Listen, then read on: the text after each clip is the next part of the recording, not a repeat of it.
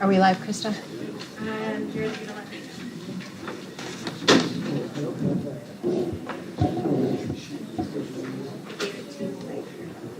Oh, here it is. The mic's on. The mic's on. Yes. There. Oh, mine's not. There we go. It was me. Got it. Sorry.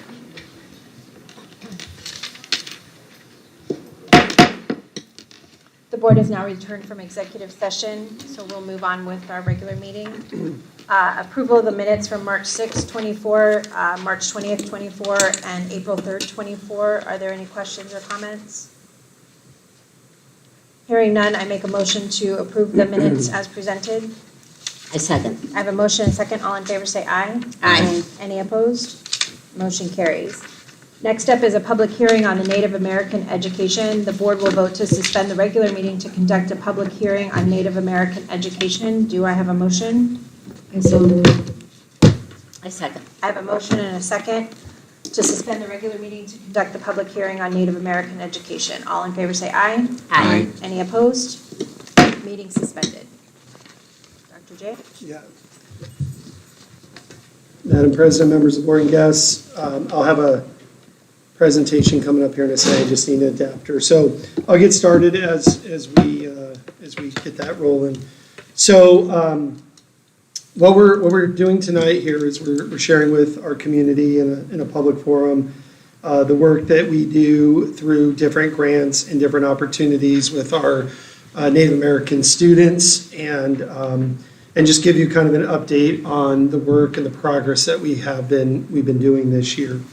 So the first one I want to speak on is Prop 202, and Krista's our grants manager here, so she'll be able to answer any specific questions about those grants. The Prop 202 grant we applied for last year, we were not approved for that, and the reason for that is we were too specific in the grant, and we needed to be a little bit less specific. So we're going to have to revise that for next year, but she's been working on a revised application. It is due coming up here April 24th, and this year's grant will focus on funding for the new Fountain Hills High School Cultural Center. So that's what that funding would go to if we were to get that approved. Okay, so that's just an update on Prop 202. The second one is Title VI, and when we take a look at Title VI, that grant was approved, and it was approved for 2024 to hire a Native American specialist. We posted the position. We had done some interviews, but the position is still open at this time, so we're continuing that search. The application for next year is a continuation, and that is due May 10th of 24. So the first part of the cultural center was approved. We've been unable to hire anybody. We're going to continue to look. And then the second part of it was we did not get the approval, but we're reapplying for it. Okay? And I do want to share that we have a committee. We have lots of new committees that are meeting to make sure that we have a lot of input from our Native American communities. Impact aid is some funding that we do receive from the federal government. Each year, Krista does the application for that. It has been completed already for 2025 and has been submitted. It's under review at this time, but that is one we've traditionally received each year, and that money helps pay for a variety of different programming that we have. This is where the vast majority of the work we've done is. We have our Native American policies and procedures, and some of you that have been on the board for a while, you probably remember that each year we bring to you those policies and procedures for renewal. One of the things that has changed this year is that we put together a new parent committee, and that committee has been meeting regularly throughout the year. And we've made a lot of revisions to those policies and procedures, and we're preparing a new document to be board approved next year. One of the things that's changed is that some of the feedback and the input into that document has been very limited. And now we have a very robust group that are meeting on a regular basis with active parents. We have Councilmember Nelson is on that committee. Vicki Corlett is on the committee. We have a teacher, Yolanda Nez is on the committee. So we have teachers, staff, parents, and then district administration. So it's been a really good process. And what we've shared with them is we're really trying to change the narrative of here's what we're doing, and we just want to let you know. And we changed the narrative to here's what's available, and let's do this together and figure out how we want to spend this money. So it's been very well received. We created a new Native American Parent Committee. And like I said, I just kind of mentioned that. We have 11 members. And right now we've been working on revising the bylaws to ensure that the committee can grow and continue to provide feedback to our district. So that's a point of pride for us this year. We've worked really hard on that. And we have one more meeting, I think, for this year coming up. I think we have one in May and June, correct? Yeah, so we're working each month on that. One of the things that was important for us to share is participation rates in this hearing to show extracurricular. So clubs has been a challenge for us to get exact numbers. The high school clubs have not rebounded as well after COVID.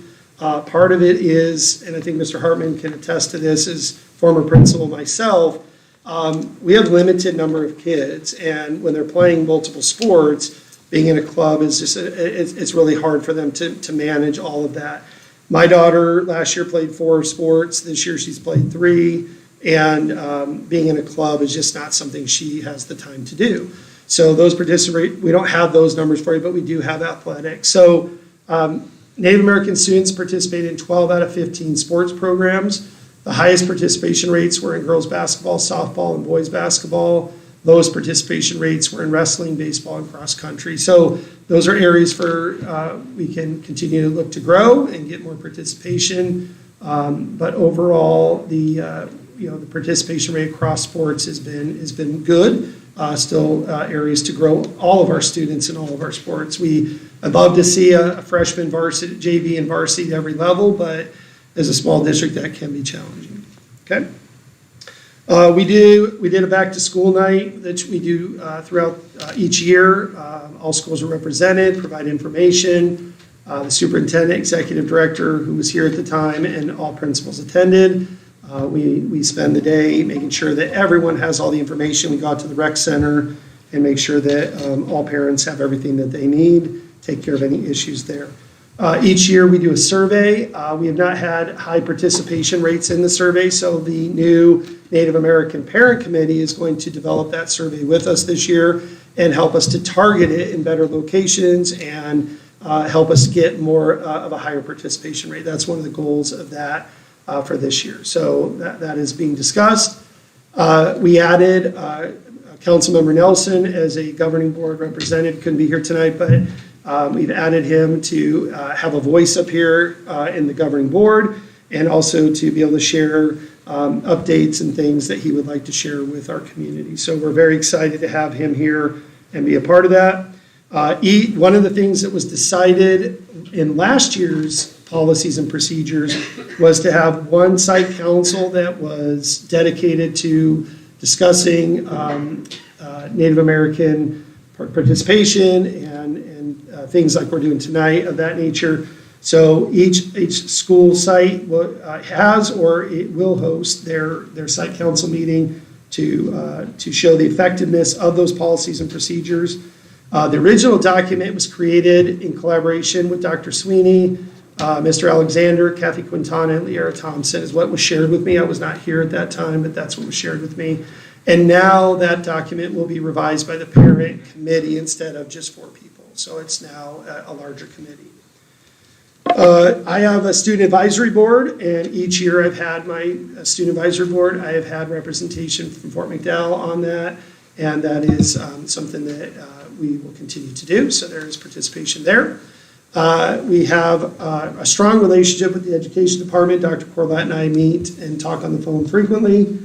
We have scheduled meetings every month, phone calls as needed, and then I also make it a point to meet with Vice President Russell at least twice, if not 4 times a year, quarterly. The last time we met at McDowell Mountain. I wanted to show him the new school, and he was a rock star when he came on campus. Everyone was really excited to see him, and we went in some classrooms. He looked at the new playgrounds, the new planetarium, and I think he was very impressed with the work that we've done there. So he is not going to speak at graduation this year. He's done 3 in a row, so he's taken a break this year, but he and I have a very strong working relationship. And we continue to meet to have a little bit more input than just the education department. Communication, we've done over the last 2 years, town hall, parent meetings. I try to do one each semester to make myself available. I did a coffee with the superintendent last year out at the Fort McDowell Library. This year, they chose instead, I'll come to it in a minute, but we did a campfire and story time instead, and I'll talk about that here in a minute. We have the Remind app that the elementary uses on a frequent basis to communicate with parents, and then our Falcon Focus. So one of the areas that we do want to work on with our parent committee is, are those communications working for you, and is there more that we can do to meet your needs? Back in 2018, I believe, as principal, I started the annual basketball game at Fort McDowell. As principal, I was watching ASU girls basketball, women's basketball play, and they were playing Oregon, and they were playing at Window Rocks Gym. And I thought that was a really cool thing that they played at Window Rocks Gym. So I reached out to Fort McDowell and said, I've coached a lot of our athletes growing up in different, Little League and basketball and all those things, and I know how much time they spend in the gym, and how cool would it be to play one home game at Fort McDowell Rec Center? So we started it. First game was against Coronado, and we did win that game. I believe we won both games that night. And then it got put on hold for a little bit with COVID, and then when I came back last year, we started it up again. And we've had 2 successful games this year. It was Camp Verde, and it was great to see. And I know that the Tribal Council and the president are always very appreciative that some of the elders in the community can come watch a game without having to come all the way to Fountain Hills. So it's been a real big success, and we're going to continue doing that each year.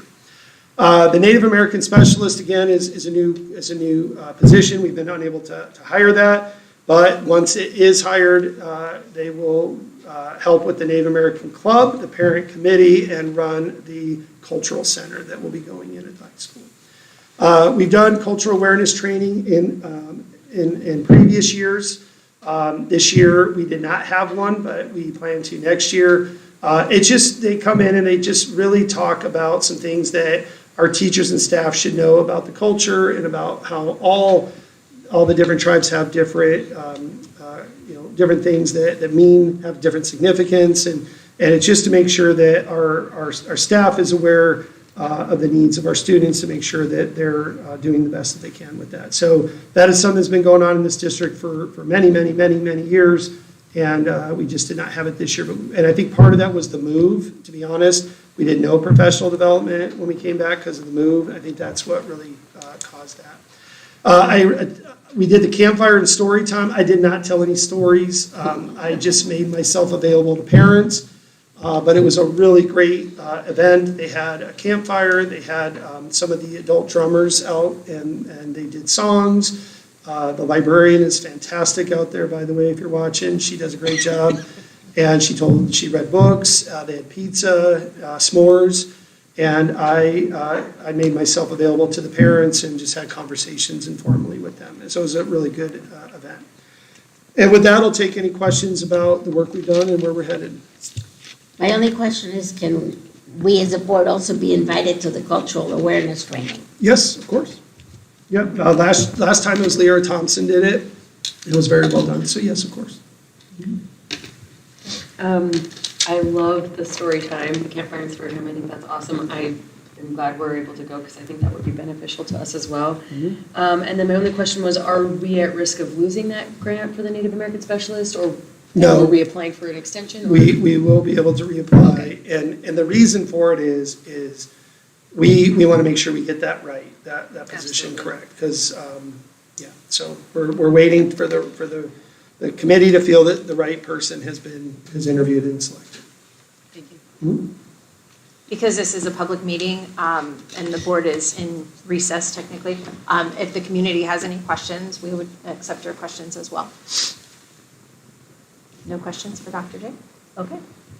Dr. Murkowski, do you have any questions? No. Okay. This looks like you're doing a really good job. No questions, this is good.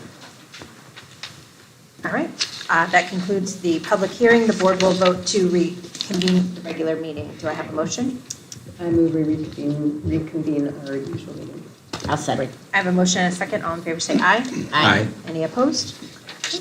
We are back in session. Informational reports, we'll go back to Dr. J. Madam President, members of the board and guests, I'll be brief tonight. We had a prom last weekend. I want to thank, first of all, the administration for making sure it was safe and sounded like everything went smooth, and the teachers that volunteer. I probably know which ones were there because they always volunteer.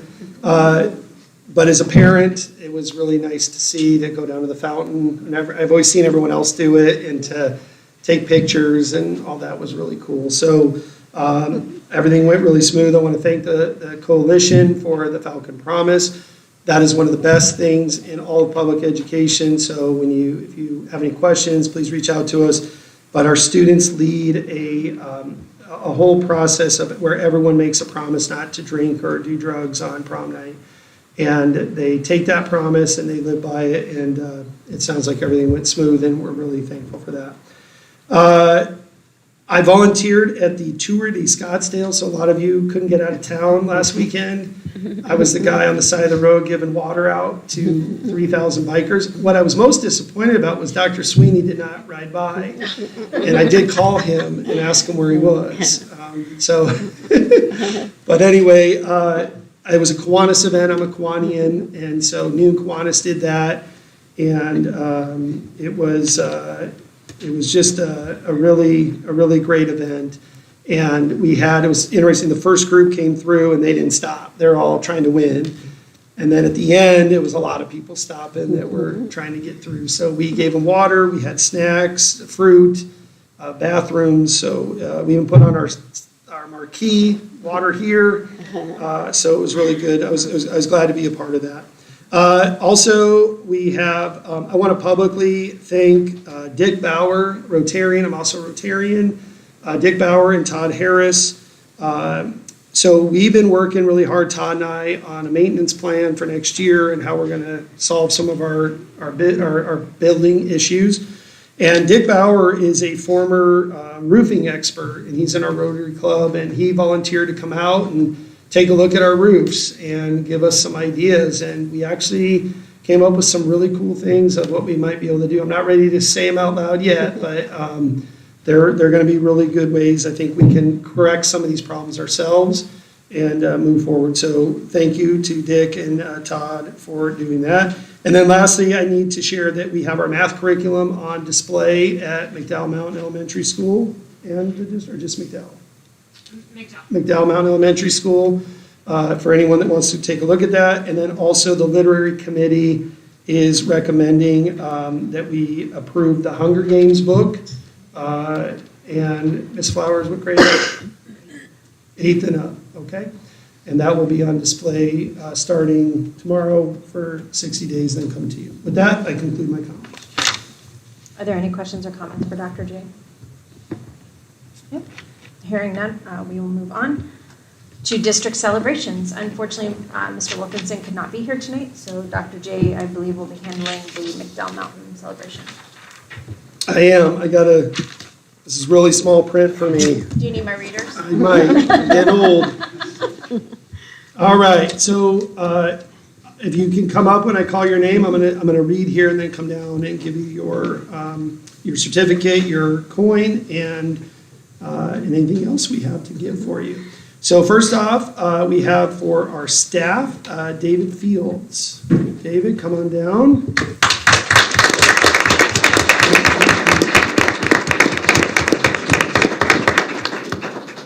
David has been a tremendous addition to the McDowell Mountain team. His infectious demeanor and positive impact on staff and students alike. For many students, he is the first staff member they see When they get off the bus and Mr. Dave is always there greeting them with a smile, thank you, Mr. Dave, for being an amazing security guard, but even better example of the Falcon Way for our students. You're appreciated by all who work alongside you at McDowell Mountain Elementary School. And I want to say I've spent a lot of time at McDowell this past year, and Mr. Dave is awesome. He spent a lot of time at the high school level, and going to elementary is quite a difference, but he's doing it awesome. So thank you so much, Dave.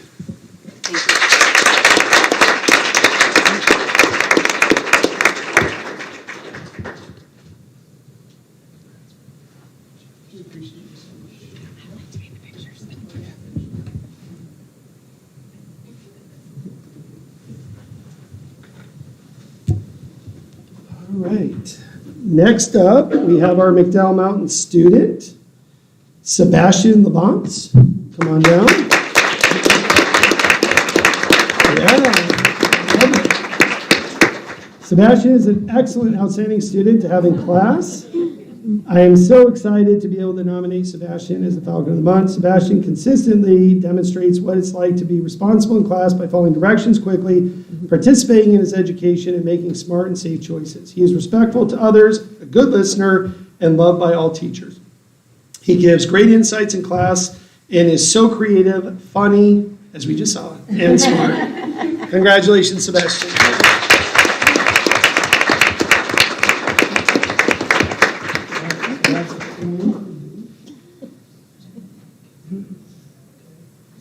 This is for your refrigerator, okay?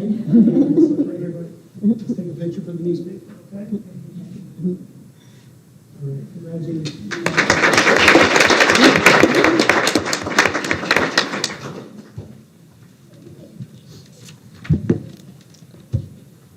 Okay, next up is Dr. Wildryer with Fountain Hills Middle School. Hello, good evening. All right, this is long overdue, and I am going to share that this goes to Mr. Peter McGloin.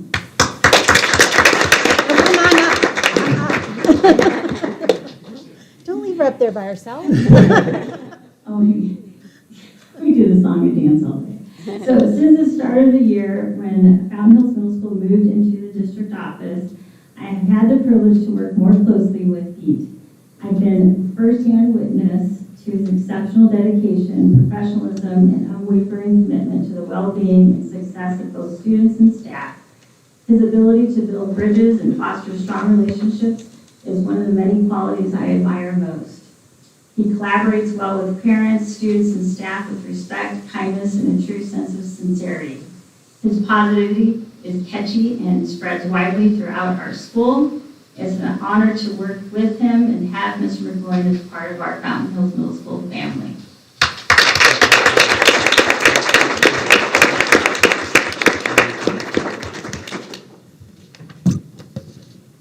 I just want to come and share his Rice Krispie treat I bought him.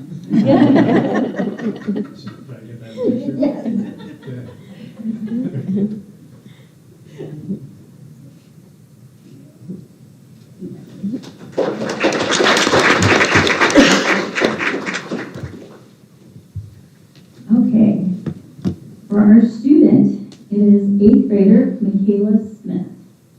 Michaela Smith.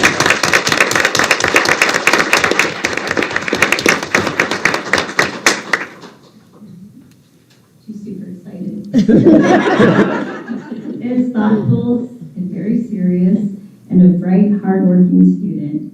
She is a quiet young woman who gets along with everyone. She works very hard to maintain good grades, even though some are very tough, even through life's very tough circumstances. She is always respectful, responsible, safe, and kind. Michaela is also a talented athlete who is a leader on the teams she plays with. So thank you for demonstrating the Falcon way, Michaela.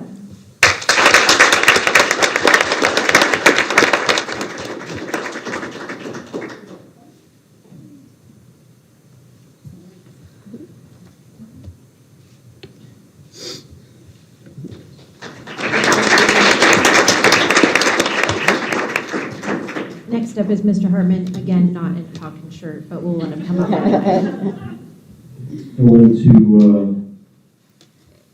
go back to Cave Creek after school to see my son run track, and those of you who've been to a track meet can feel my pain.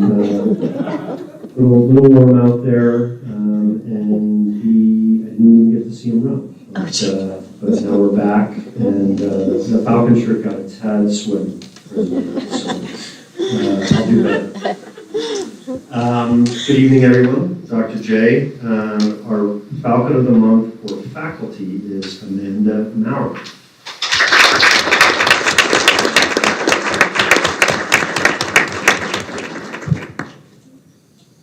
Amanda Maurer has been a wonderful addition to our campus. She is positive, energetic, and an excellent Spanish teacher. Ms. Maurer combines fun activities with academic rigor, and students learn Spanish while having fun. She is involved on campus and in the community, and is also always willing to help out her fellow colleagues. Ms. Maurer has single-handedly rejuvenated our Spanish program here at the high school. Her personality, demeanor, academic rigor, while fun, are the perfect combination for our campus. She perfectly exemplifies the Falcon way daily. She's a valuable member of our staff, and we appreciate her immensely. Amanda Maurer.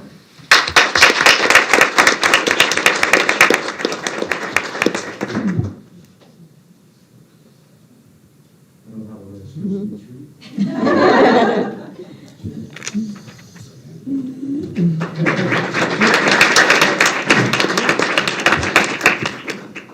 I don't think they're microwavable, so go there. Our next award student, Rigo Ponciano Wafagoma.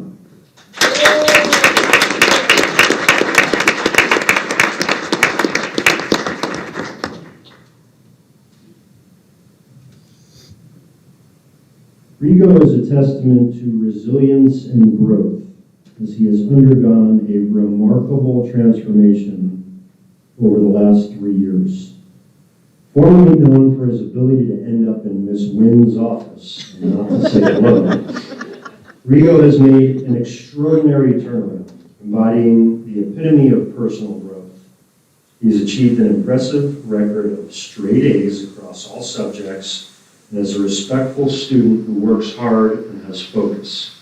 His story reminds us that with perseverance and hard work, you can achieve great things. Congratulations, Rigo.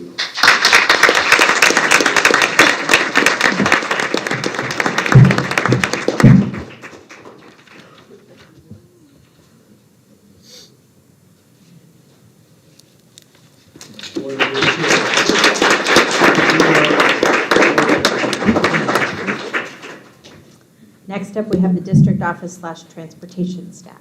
Who's going to present? I am. Very excited. Tammy Rigsby, come on down.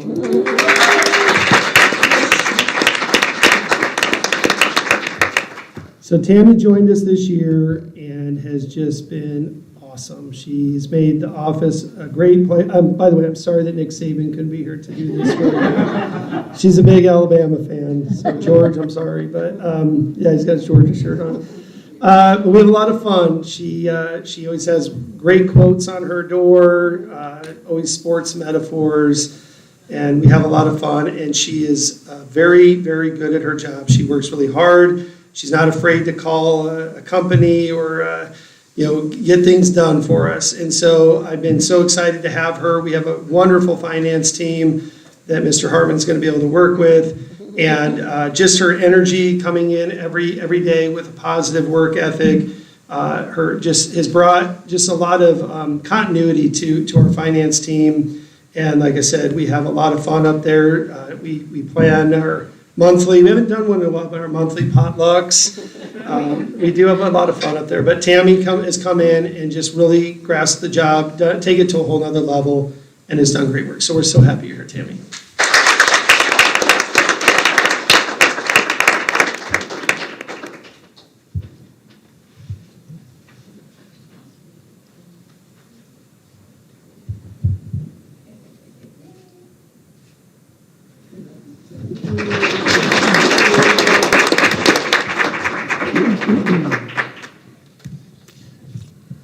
Okay, next up, we have the Lower Verde Valley Hall of Fame winner. That would would be Mr. Sunshine. Yes, come on down.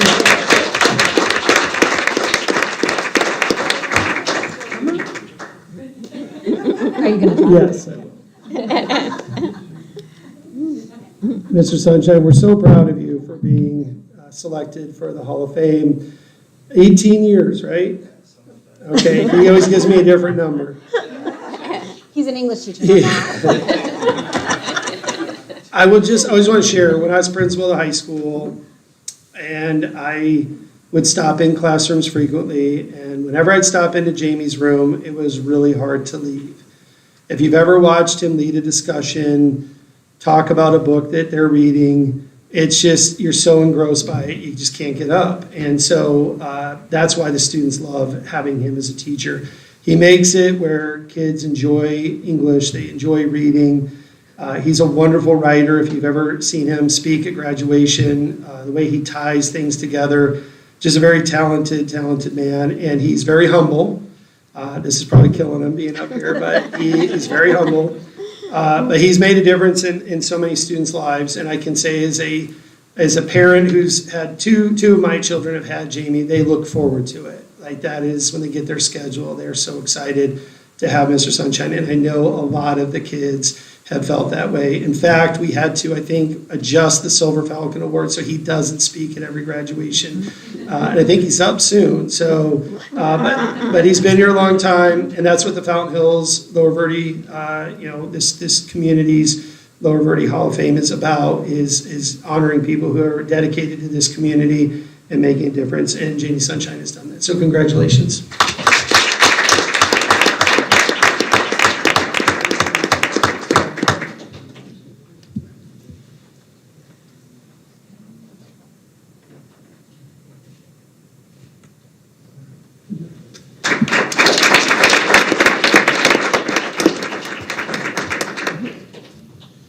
Mr. Sunshine, that is a well-deserved reward for you, because I know just having my daughter alone for 2 years, you deserve an award. So.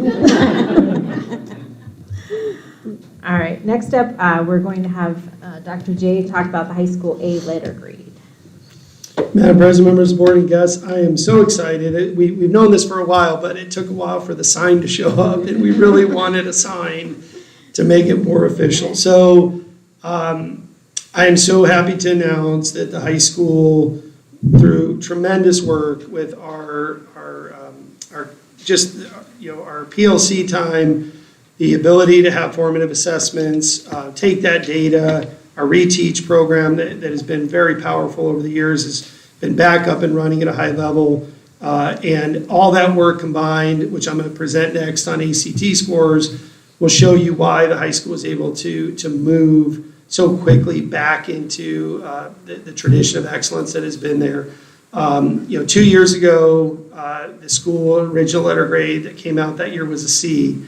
We did appeal that and we were able to get it to a B, but this past year to move up to an A so quickly is just a testament to the hard work of all the teachers. So I know Mr. Hartman has some things he wants to share, but any of the high school staff and teachers, if you could come up at this time and be recognized, I would like to present you with your big letter A sign that will go in the B hallway with the other three.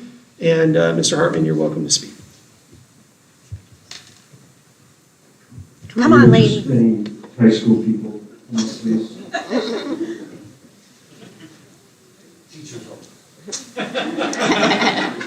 Wait a minute.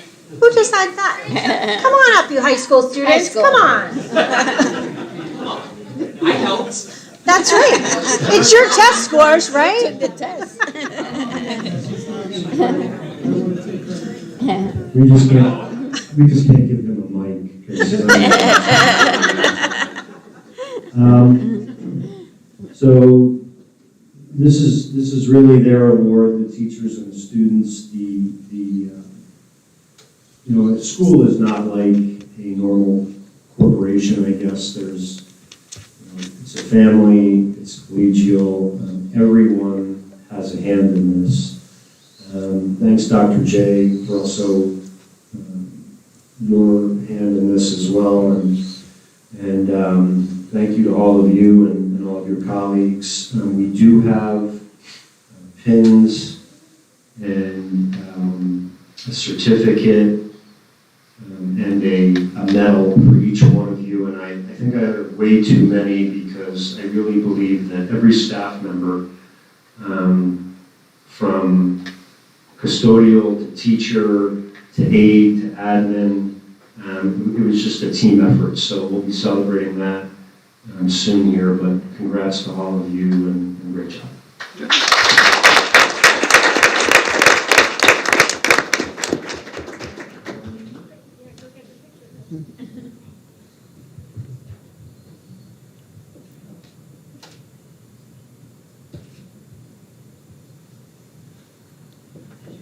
You can leave the sign here and I'll make sure it gets on the wall. Great job. I hung the other 3 myself. Next up, we are going to have an ACT presentation from Dr. J.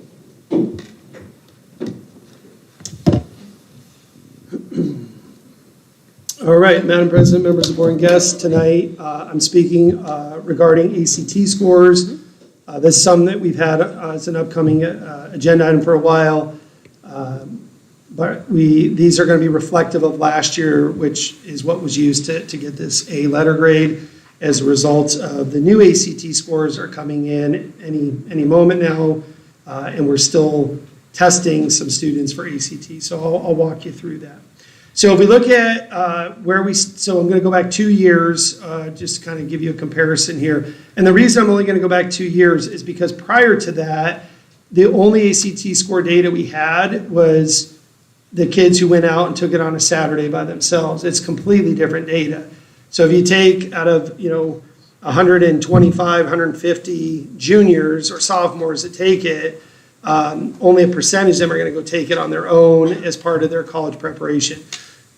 The state decided to go ahead and make this now the state exam, and because of that, now we have some real data to compare it to.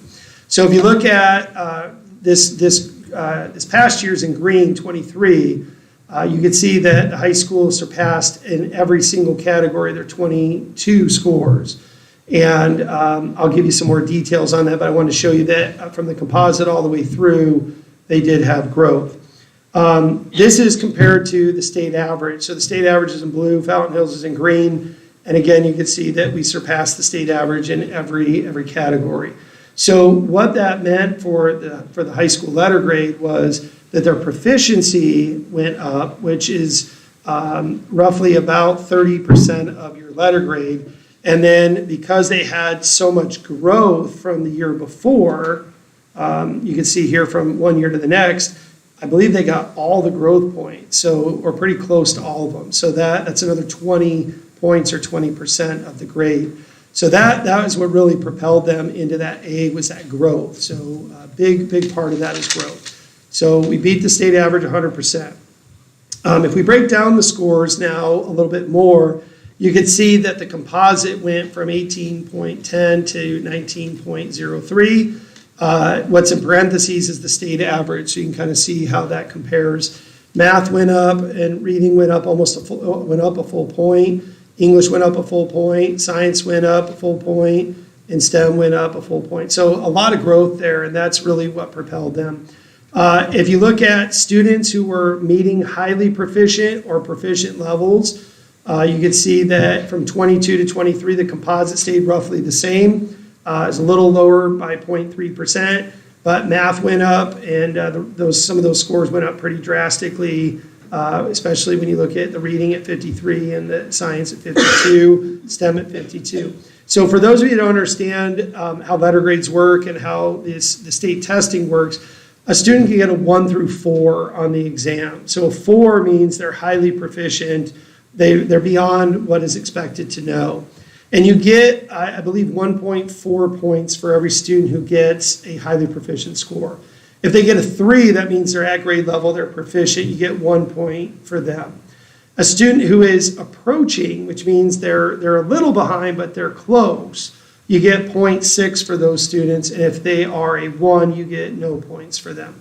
So the way we've always done it at Fountain Hills High School has been, they kind of say, like in track, stay left and don't be last. The way we do it is you want to be on our chart as far right to the 4s and don't be in that 0 category, because that's what really brings you down.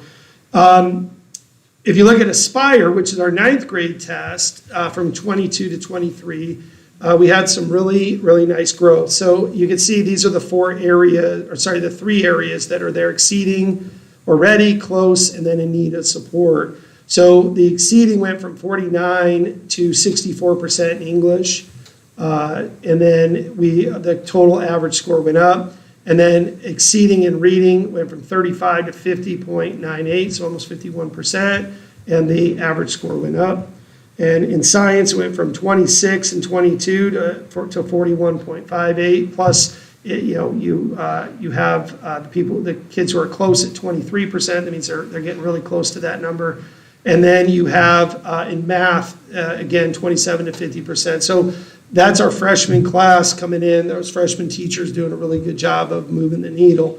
And then that gives us some indicators on the ACT Aspire of who's in need their sophomore and junior year in preparation for that ACT exam, so we can get them the help that they need and get them ready, okay? So what we've done to add to our ACT and our state testing program is, one, we started math and English support classes. So starting at the freshman level, if you're coming out of 8th grade and you're struggling on your ASA, your grades are struggling in those areas, we have now a kind of a remedial course in both math and English for students to take to fill some holes, fill some gaps as they get ready. So in the trimester system now, a student coming out of 8th grade with maybe a math deficiency will take the math concepts. Is that what's called math? What do we call that now? Algebra 1 concepts, okay. So they'll take that course for trimester, and then they'll take Algebra 1A, Algebra 1B, the other 2 trimesters. So they'll have really 1.5 math credits, but it's really the one they're supposed to have, which is Algebra 1. And the same in English. We have an English remedial course, again, a 60-day course to help kids get prepared, and then they go into English 9A and B, right? And we'll continue to look at how those courses are working. This was the first year we did it that way, and look at maybe adding some additional support classes. We added the ACT prep class. We're one of the only schools I know of in the state that does that. So we have every junior has to take the ACT prep class in the winter, the second term, and this is the first year at it, so there's going to be room for growth, but the teachers I've spoke to feel like the class was effective. The students on my advisory board felt it was effective. They did 4 weeks of math, 4 weeks of English, and 4 weeks of science to prepare for it. And that class ended in February, and then we gave our first of 2 ACT exams right after they finished in February. So when it was fresh in their heads, they took the ACT. We as a district paid for that exam, and all the juniors took it in February, okay? Then they took it again right now in April, and they're still taking it for the state. So they're gonna get 2 tests. They'll be able to use a super score, so if they did better on test 1 in math than in test 2, they'll keep that score, but if they did better in science in test 2 versus 1, they'll keep that score, and they combine them for a super score, which will help our kids have more attractive applications for college. ACT Aspire, we did a prep class in 9th grade. We've had some mixed results on that, so we're gonna talk about that more as a staff. But we felt that might be a little, it wasn't as effective as the 11th grade class, but maybe there's some ways to make it better, or maybe it's something we do in 10th grade. It's something we're gonna look at more as we go. We did 2 ACT exam attempts, one in February, one in April, and our sophomores also take the pre-ACT. So we're doing a lot of ACT prep and testing here, and the pre-ACT is already done, correct? Yeah, they just did that one. And then I met with our partnership with Vail School District. I went to Flagstaff either this year or last year. Every year's kind of rolling together. But I went to Flagstaff for a data dive conference, and it's really cool. They take the static file from the Department of Ed. They show you how to break it down by student, and you can see how some students are like 1 or 2 questions away from passing. And if you can just target those areas of needs, it can make such a difference on their growth. So I met with each principal earlier this year and did a data dive with them, showed them how to do the process. And Dr. Wheeljar was actually sharing with me, I think today, her success with her data dive. It was really good stuff. So those are all the things we're doing to raise our scores and continue to show growth. I want to show you the letter grade breakdown so you understand the high school model, since we're talking ACT. So 30% of their letter grade comes from their proficiency on the exam, so how well they do as a school.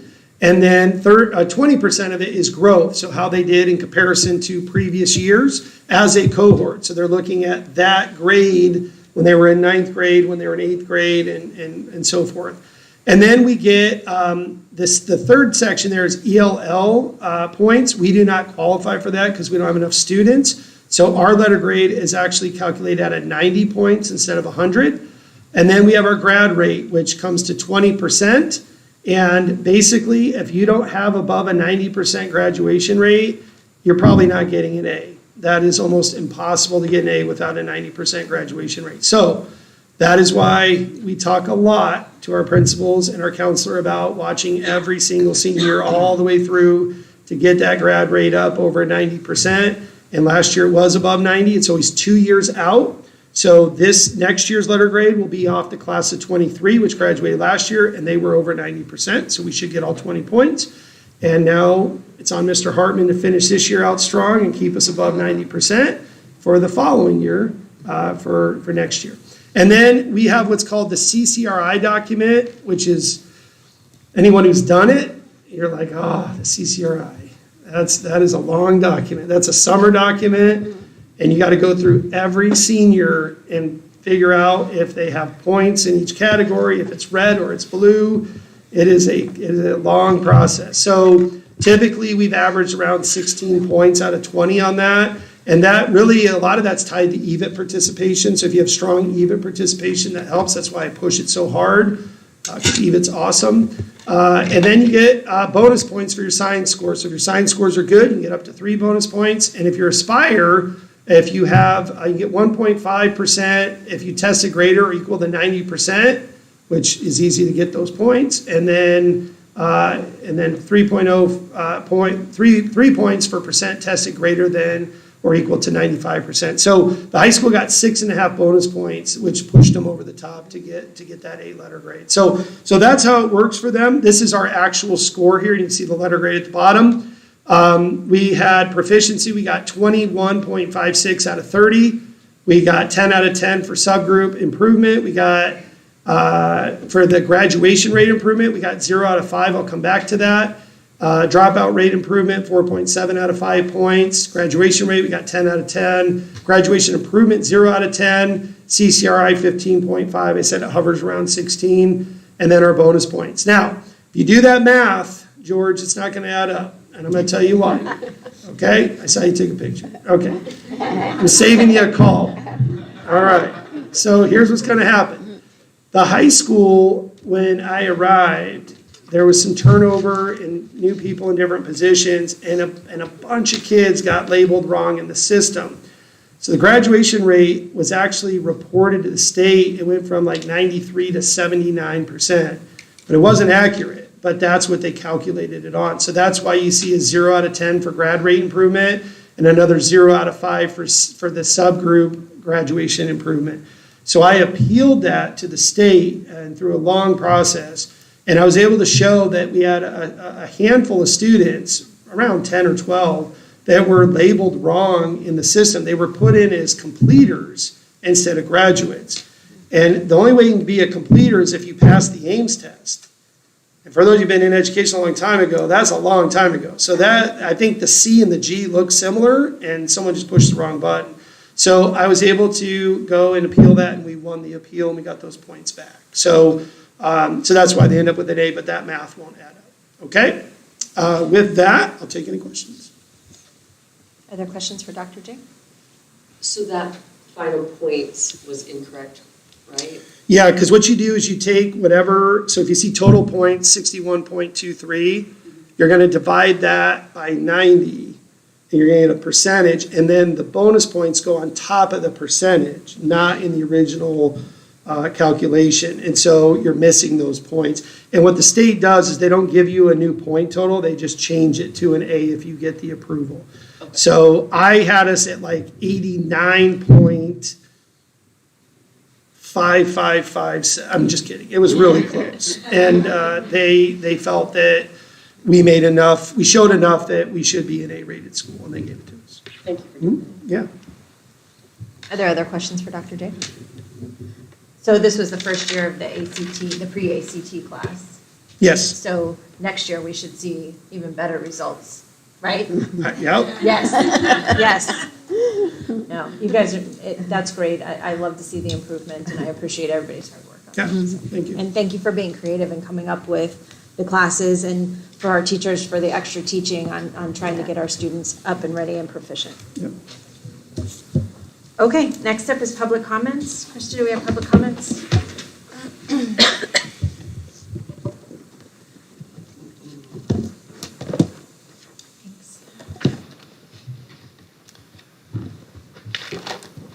Call to the public. This is the time for the public to comment. Time limits may be allocated on public comment at the discretion of the board president for the board to efficiently complete its business. The board reserves the right to prohibit any comments made in a discourteous or threatening manner. Complaints about specific individuals, students, or personnel are discouraged. Personnel issues should be directed to the appropriate staff member or administrator per district policy. Members of the board may not discuss items that are not specifically identified on the agenda. Therefore, pursuant to ARS 38-431.01H, action taken as a result of public comment will be limited to directing staff to study the matter, responding to any criticism, or scheduling the matter for further consideration and decision at a later date. Renee Johnson? And you have 3 minutes as usual. Madam President, Board, Dr. J, and guests, I'm Renee Johnson, parent and resident of Fountain Hills. I'll share quickly about including ESA home educated kids in district sports and activities.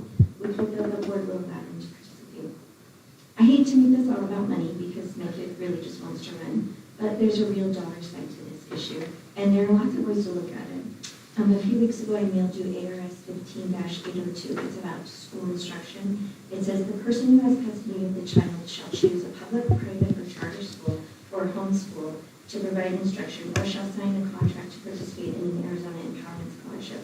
So the state wants all Arizona kids to be educated and gives the choice about how that's done to the family. Each family gets to decide how to use their education dollars. You could say, well, I don't want to teach my kid, I'll give that job to the school.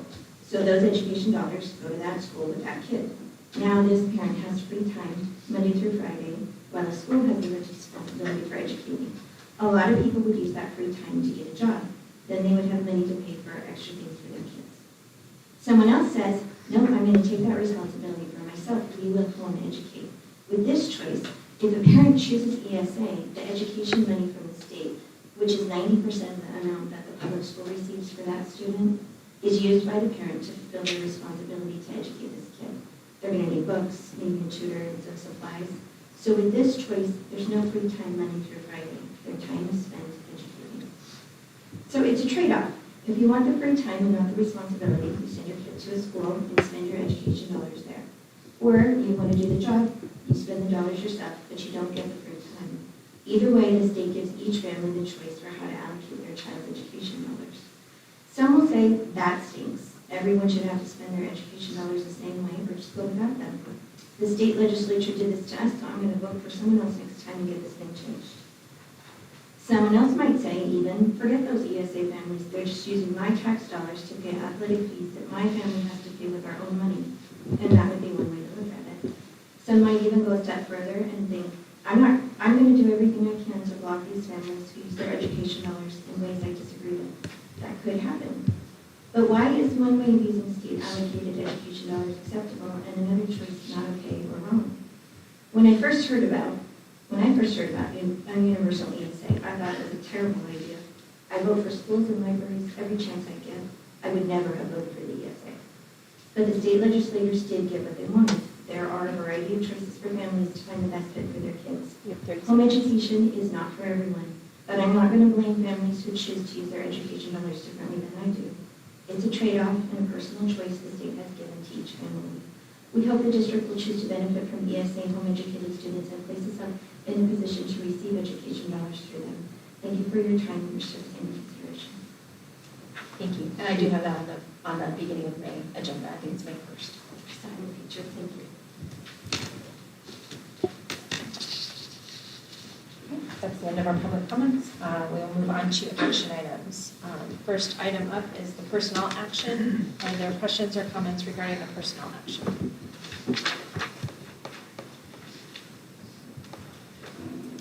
Hearing none. All I want to say is that I have heard very positive things about Barry, and so I am excited about that. Wave Barry. Hi, I didn't see it. Oh, But I've heard great things, so I'm excited.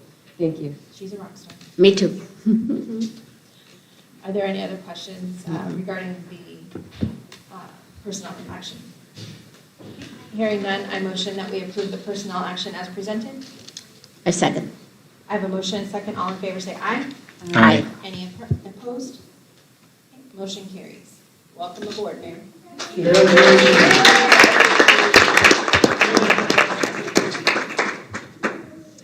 I just want to say OH. She's a Buckeye. All right. Next up is the marching band, making it a PE credit. Are there questions or comments regarding? I have one Okay, thing go I'd ahead. like to share. Madam President, members of the board, guys. After our last meeting, Mr. Gardner and I met and we discussed, some of the feedback and just reviewed it again. And we did make one small change I want to bring to your attention. We changed from earning the credit to waiving the credit, and I want to just give you the reason why for that. I struggled a little bit with giving a credit for something that was never done, and I felt stronger that waiving it was the better route to go because they're getting the same level of PE. We saw the video. We know Jan works his athletes his band performers very, very hard, and they're going to get that same cardio and those same types of activities.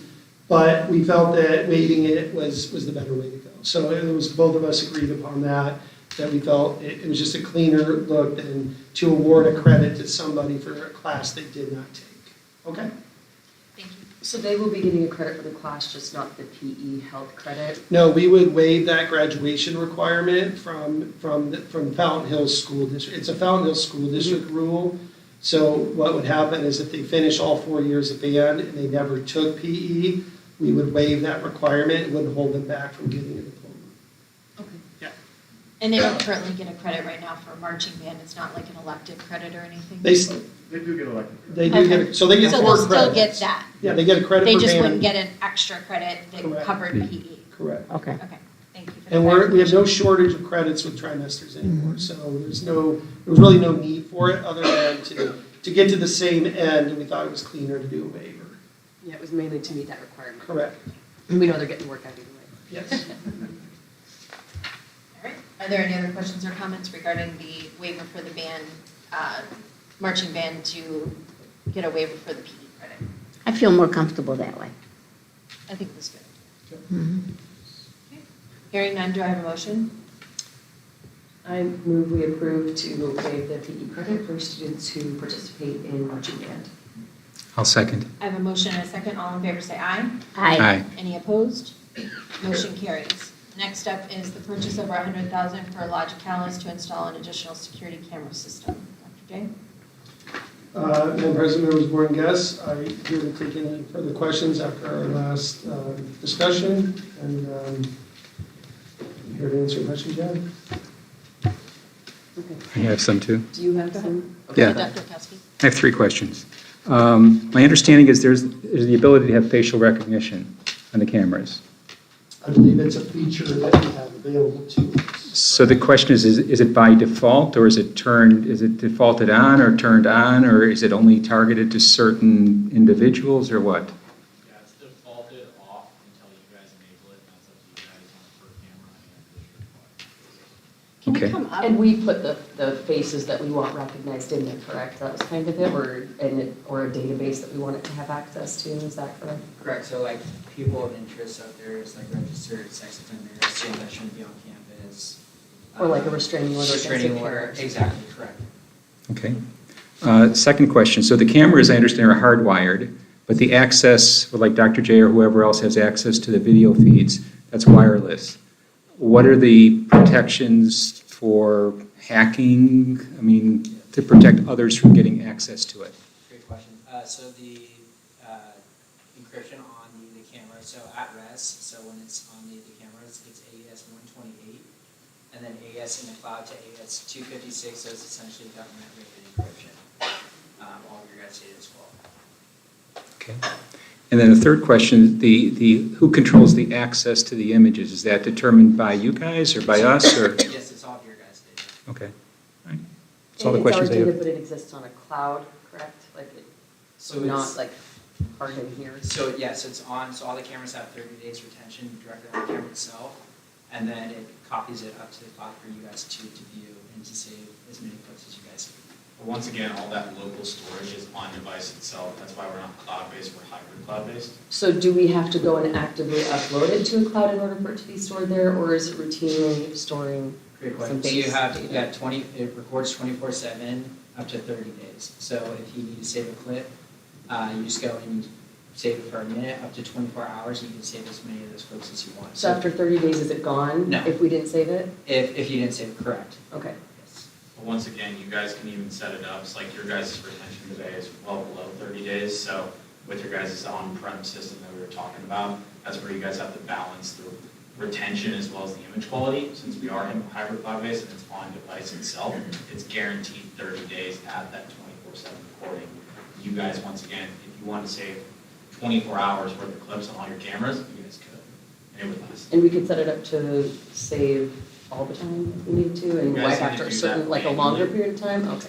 Yeah, the saving process is all done manually. Obviously, you don't want to save something that might contain private information, but you guys can do that. And I'm going to share, go back to Dr. Kowski's question about like images and using the facial recognition. That would be in connection with MCSO. Like, we call our attorney for everything, and we call MCSO for everything. So it's, the only time I would see that being an issue is if they said, this person is not to be on the campus, and you have the ability to put that in, that would be directed by them. I would not feel comfortable doing that unless I was directed by law enforcement or attorney to do something like that, because, again, that can be, I think, concerning to people.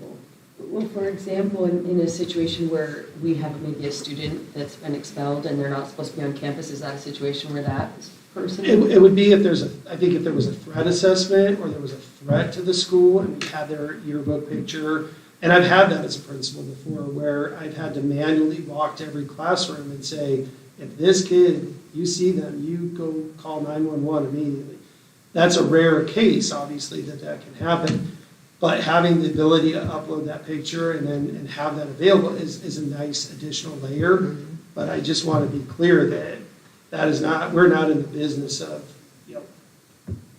looking for things that are out of our realm. Like we just want to make sure our kids are safe, and that when something happens, we can go back and look at footage of it. That would only be and I would be the one making that call, would be under the direction of our attorney or MCSO. I have some more questions. And I have some tough questions for you guys. So on here, there were a lot of the 10-year licenses. Is that us paying for the warranty, the 10-year warranty that's on all the cameras? No, so the 10-year warranty comes with you own all of those cameras outright with that purchase. The 10-year license is that all-inclusive thing we were talking about. So that's ability to access the footage. That's ability for Dr. J to add, unlimited users, saving capabilities, all of that for 10 years. So that's why it future-proofs your investment. Okay, well, and so we own the equipment outright, but it's also, isn't your system like a closed system? So if we were to, at some point, say, you know what, we're maybe not happy with Logicalis and Verkada anymore, we're going to switch, would all of the equipment that we own outright, would it now be useless? Not necessarily. Yeah, great question. We get that one. So essentially what would happen is that we'd open up the cameras to then be an RTSP, so you'd be able to bring it into another system. Is that in our contract, that you It's would in the- open it up it's for in the, another? end user agreement. Okay. Yep. And then who manufactures your cameras? So we manufacture Verkada. Verkada is the manufacturer. Okay, in the United States, or? So it's NDAA compliant. So it's all this stuff is created in our headquarters in San Mateo, California, and then manufactured in Taiwan. Okay, because when I was, Taiwan. Yeah. Okay, so when I was looking up some information on the cameras, it looked like what I could find was only a 5-year warranty from the manufacturer. So how do you guys give us a 10-year warranty? No, yeah, all of our hardware has an industry-leading 10-year warranty outside of the PTZ camera, which is the CP52, and that one has a 5-year warranty on it, due to the fact that there's moving parts. But all those domes, bullets, all the mounts, all that has an industry-leading 10-year warranty. Okay. I guess it just concerns me that, at least as far as what I could find, it looked like the manufacturer itself only offered a 5-year warranty. And then I was also able to find some not so great press stuff on Verkada, and so I just want to ask some questions about that since this is highly sensitive information, video footage of students. It looks like back in 2021, there were several hackings of Verkada. This one right here talks about a group of hackers say they breached a massive trove of security camera data collected by Silicon Valley startup Verkada, gaining access to live feeds of 150,000 surveillance cameras, including hospitals, companies, inside hospitals, companies, police departments, prisons, and schools. So Yes. how has it changed to make sure that that cannot happen, especially given that stuff is going to be on the cloud? Great question. So when that breach occurred, it was a week after I got promoted as an account executive. I remember my dad giving me a call and he's like, "Hey Quinn, do you see Verkada just got breached?" I'm like, "Yes, Dad. I've been on the call with all my customers." So what had happened was essentially, so we provide 24/7 IT technical support. It's one of the huge selling points for Verkada. How we were providing that at the time, we were using what's called a Jenkins server. And so based on the breach is essentially a human error, right? So because we use the hybrid cloud architecture, they weren't able to access it through MDR, DVR, which is very susceptible to breach, right? Once we found out that they were able to go through the Jenkins server through human error, we were able to take that out of our architecture within minutes. Once that was taken out of our architecture, we then were able to do discovery, working with our CISO who was hired, I think 2 weeks prior to that. And every single customer, there's 120 customers that were affected. We spent hours and hours going through every single bit of information that the breach had access to. And I think the big reason that we actually had our most new customers after the breach occurred. And it's based off of transparency, right? We didn't try to hide anything. We said, hey, this is exactly what happened, and here's what we've done in place. Since then, we actually, on our IT support, we have an access token. So in order for you guys to provide for us to provide IT technical support to you guys, you actually have to enable it. So you get a token that expires after a minute, an hour, 30 days, 1 day, right? You get to set the time parameters. You provide that token to the support. And then you also have an extra layer of security where you can either enable them to support the cameras so they have access to assist with the camera functionalities or not, right? So those are the second layer of security. We also, since then, are SOC 2 compliant. We are the only cloud manufacturer that is working on getting FedRAMPed. So we actually have a Fed cloud, the only manufacturer in the cloud space that has that, as well as we're working on there's a second layer to that, drawing a blank, but we also have federal certified cameras as well. One thing to add on the support side of things too, as Quinn had mentioned, right, you guys have to physically enable that. Quinn and I aren't authorized to provide support to you guys. These are real life engineers who have their own laptops, and it's a 3-step authentication process. So 1, they have to log into their laptop. 2, they have to go through their single sign-on, and they also have to use their fingerprint as well. So the breach was due to human error at Verkada? So it was in our support, not too tech. I'm on the sales side, so but it was essentially just something called like a Jenkins server.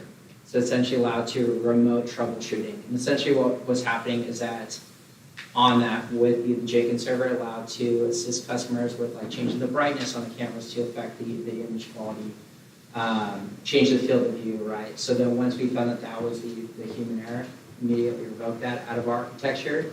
So we always pride ourselves on being the most secure platform on the market.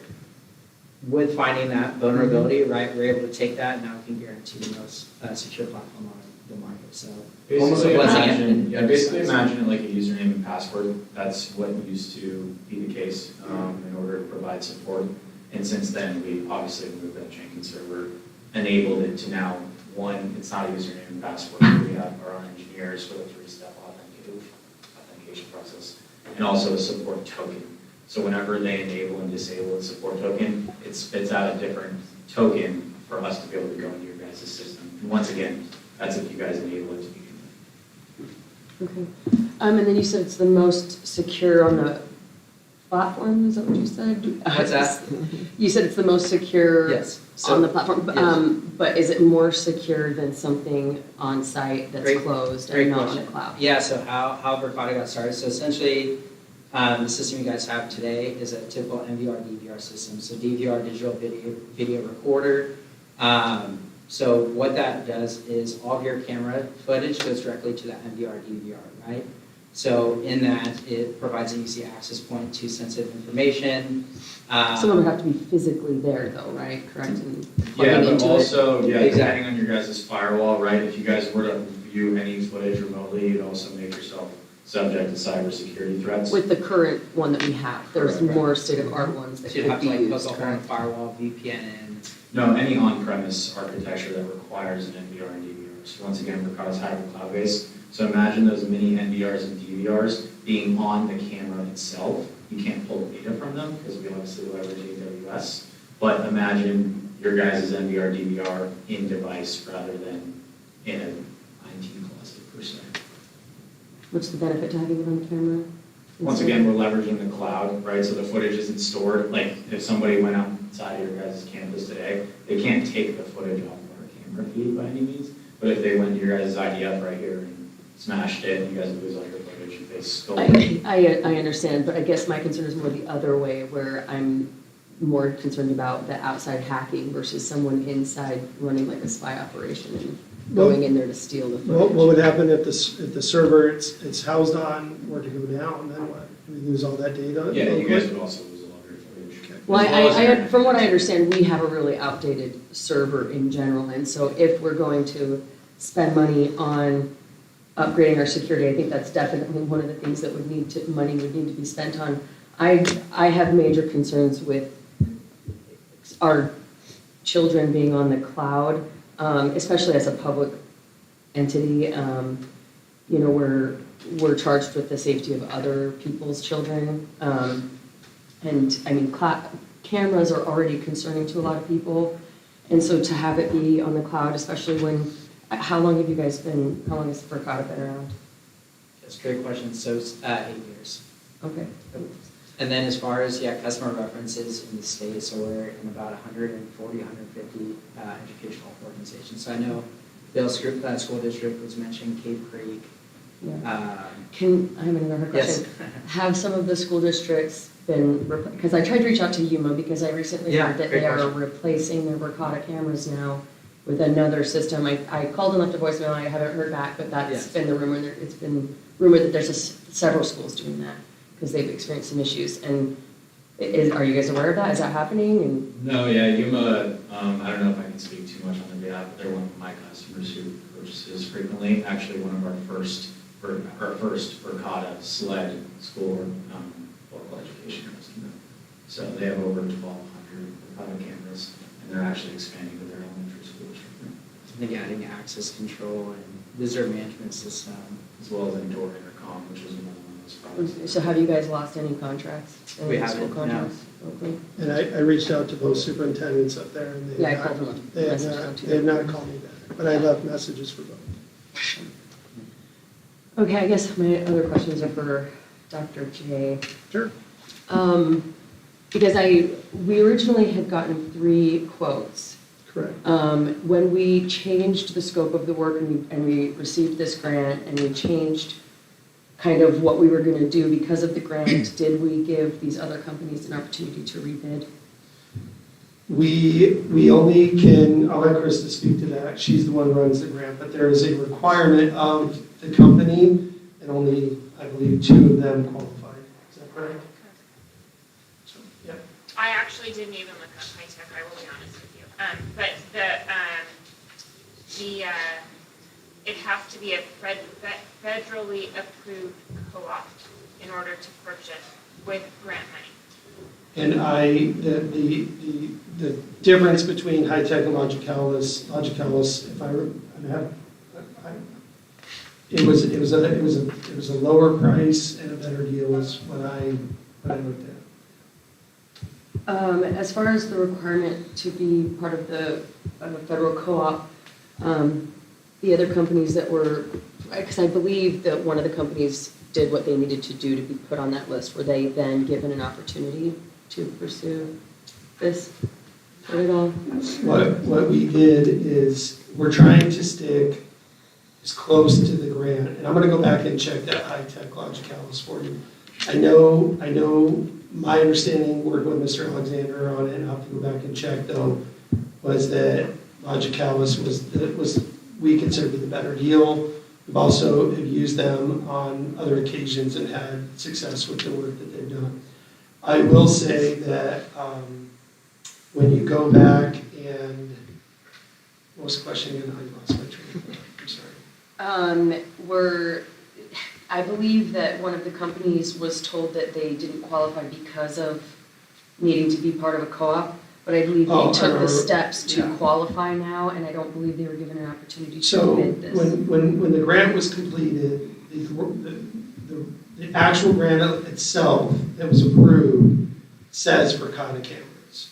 Which I have a question about that too. But I just want to be clear. That's what we told them the plan was to purchase.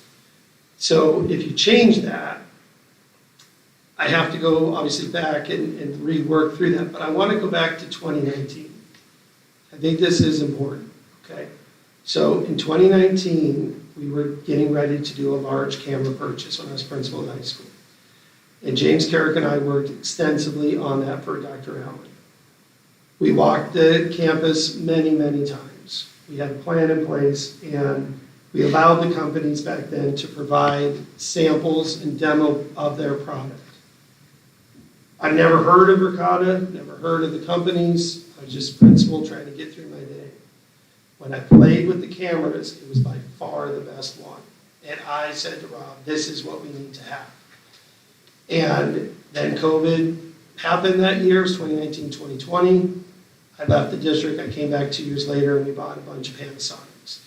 I don't know what happened. I can tell you though that James and I felt very strongly that the Verkada cameras provided us ease of use and it met the needs of an administrator, okay? So you have to factor that in too, because when you have an incident right now, the time it takes to find it and the time it takes to save it and the time, that is hours and hours and hours of time to do.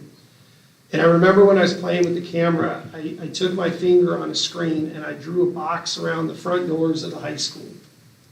And I went home and I had it connected, and I remember, I think it was Dr. Paul came in at like 4 something in the morning, and it went off, and I was like, oh my gosh, like as soon as he walked through the door, I got notification, and like that's what we need on the fly. We have security guards walking around with iPads.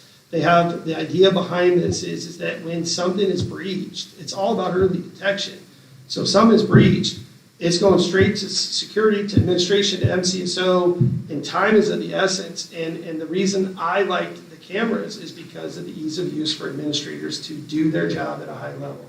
So that's why in 2019 I supported that camera purchase. It didn't happen, and that's why I brought it to you guys in 2022 when I first started here. And that's why I still believe that those are the right cameras to use based on what I saw in 2019. Yeah, I'm absolutely not arguing against the action. I think that it sounds like we really need some upgrades, especially when it comes to our server. But I guess my concern is just making sure that we go with the best company with a fair price and what will last long term. I had a question that I thought of while you were talking. With all of these upgrades and like the things that you want, are you saying that those are not available through these other companies? I'm just getting, like I said, I looked at some cameras. I looked at what is available to us, and I made some calls to different partners. Chris made some calls, and I personally feel that this is the right way to go for security. Now, again, every company can have mishap, every device cannot work. Those things happen, but what I'm saying is what I'm trying to accomplish, I believe this is the best interest of us having early detection and being able to monitor our campuses from home. Right now, no one can monitor anything off campus. And it's really challenging to work right now. And like I said, when we put that in the grant, I would think that the federal government, who is very much scrutinizing these grant documents and going through these applications, only picking a handful of people, if they felt Verkada was a bad option, they wouldn't have given us the grant. So, yeah. Regarding that, is it normal to put a specific company I don't in know. with the grant? I don't know. I've And never put it done in it there? Was before. it the grant writer? The grant writer, we had shared with us, with them, what we were trying to accomplish. So we asked the grant writer to put Verkada in the grant? I don't recall if we asked him specifically or if we gave him previous documents or previous information. But I definitely, again, I believe that the system works. The demos I've seen, even the one we just saw the other day, it seems really easy to use.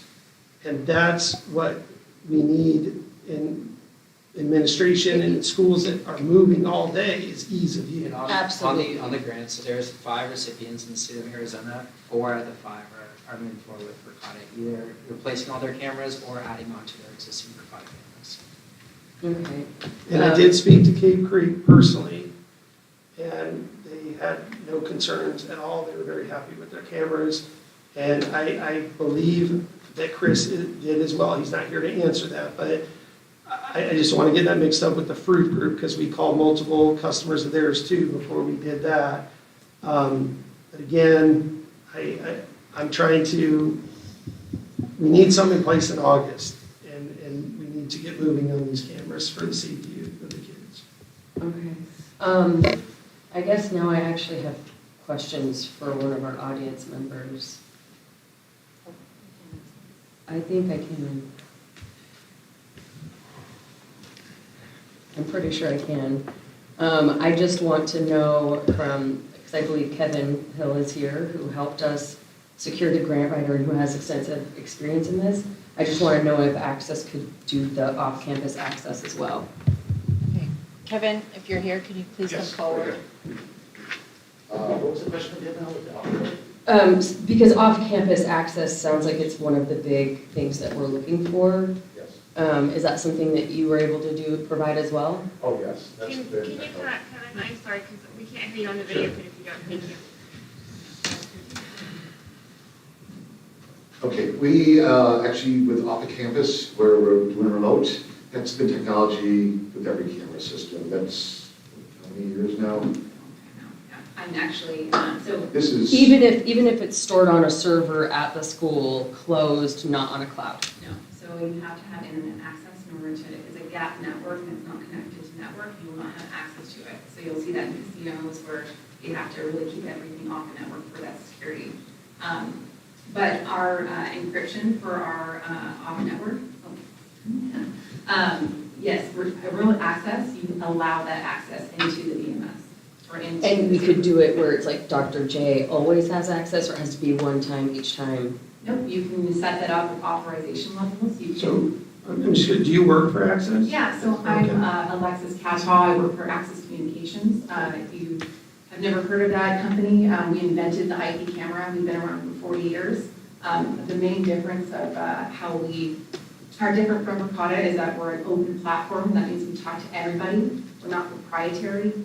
We can start very small with this full and work our way up to a full-blown platform. So everything that's existing here right now, we can take that in. And as you guys have that funding, we can start upgrading. So our existing cameras could be used? Yes. Okay, I have a couple questions. How many schools have you done? So currently, well, we've done thousands of schools, and not just in this nation, but across the world. But currently, right now, Tucson Unified School District is a end-to-end school our solution for access.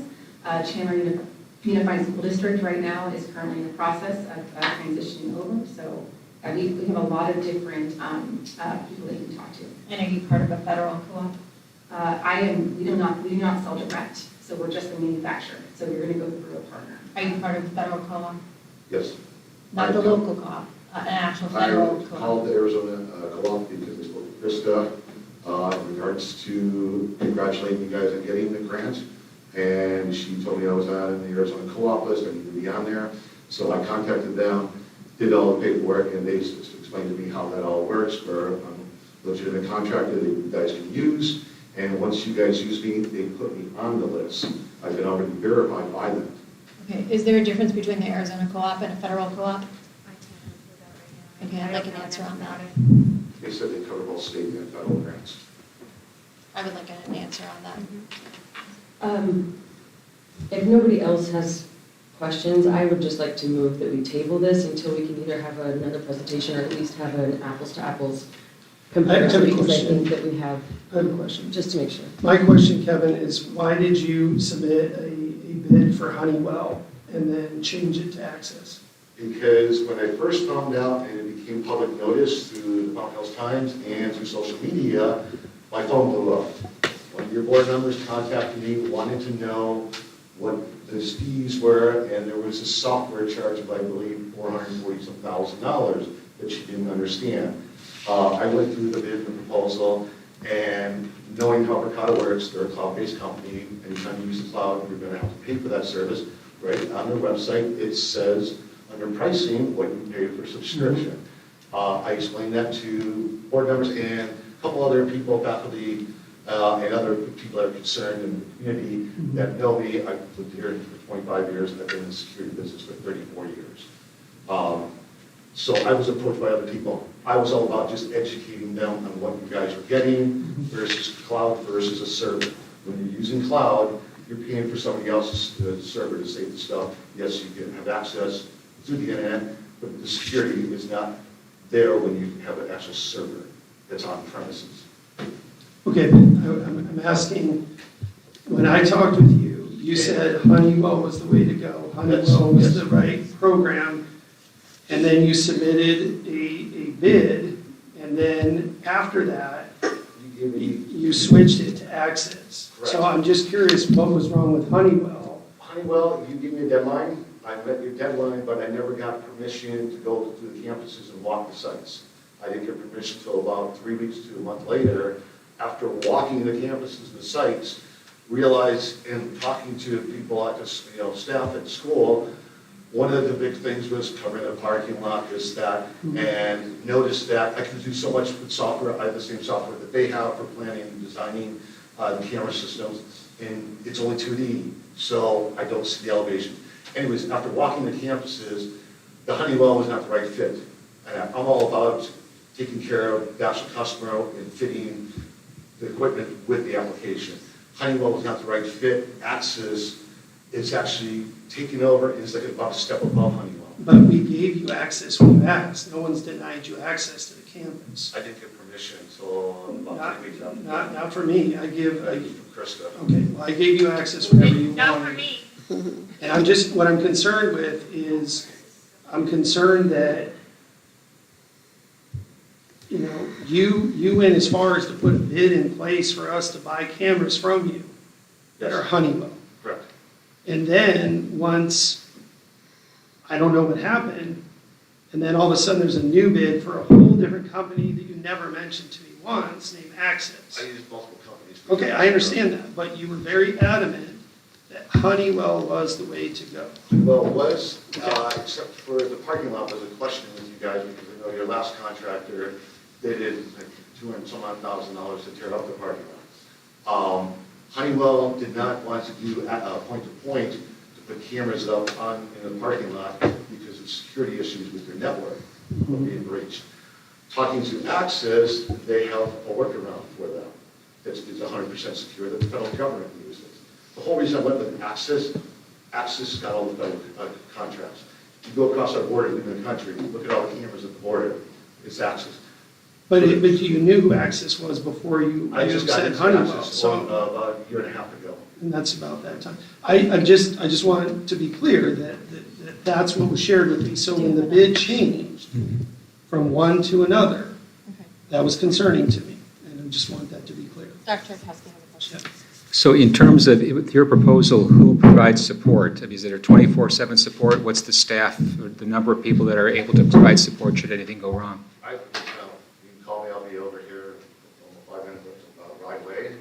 And also, access is, our technical support is free for anyone to call. You don't have to have any sort of certification. Anyone can call and troubleshoot if they're having any issues. And I'm local here. I'm an engineer here. We're actually creating an office down in Tempe that you guys can all visit and play around with technology. So, yeah, we're here locally to help. Just to clarify, just you, one person, correct? Excuse me? It's just one person you would provide the support, just one? No, I have a few other members, but for local, yeah, you can just call me. Does Verkada have local techs that are out, like can be out to CSS as well? Okay. So Verkada as well as Logic House. And So we have an office at Tempe Center. do you have do you have an ability to have remote access, like if you're not in town, that you can log in and see what's going on and help us? You guys have to, I can send you guys have to give me permission, I can remotely log in. And how secure is that? It's very secure. I work with Homeland Security. We work with all the different PDs around the entire state. So I can introduce you to any one of them and they can vouch for access. And how many people are on your team? Type 5. Okay, I have a motion from a board member to table this. Do I have a second on that? Okay, I do not have a second. So that motion does not carry. If there's no other questions, do I have a motion to approve the purchase over $100,000 for Logic House? I so move. I'll second. I have a motion and a second. All in favor to approve the purchase over $100,000 for Logic House, say aye. Aye. Any opposed? No. That's 3-1 percent. Thank you very much for your time. Thank you.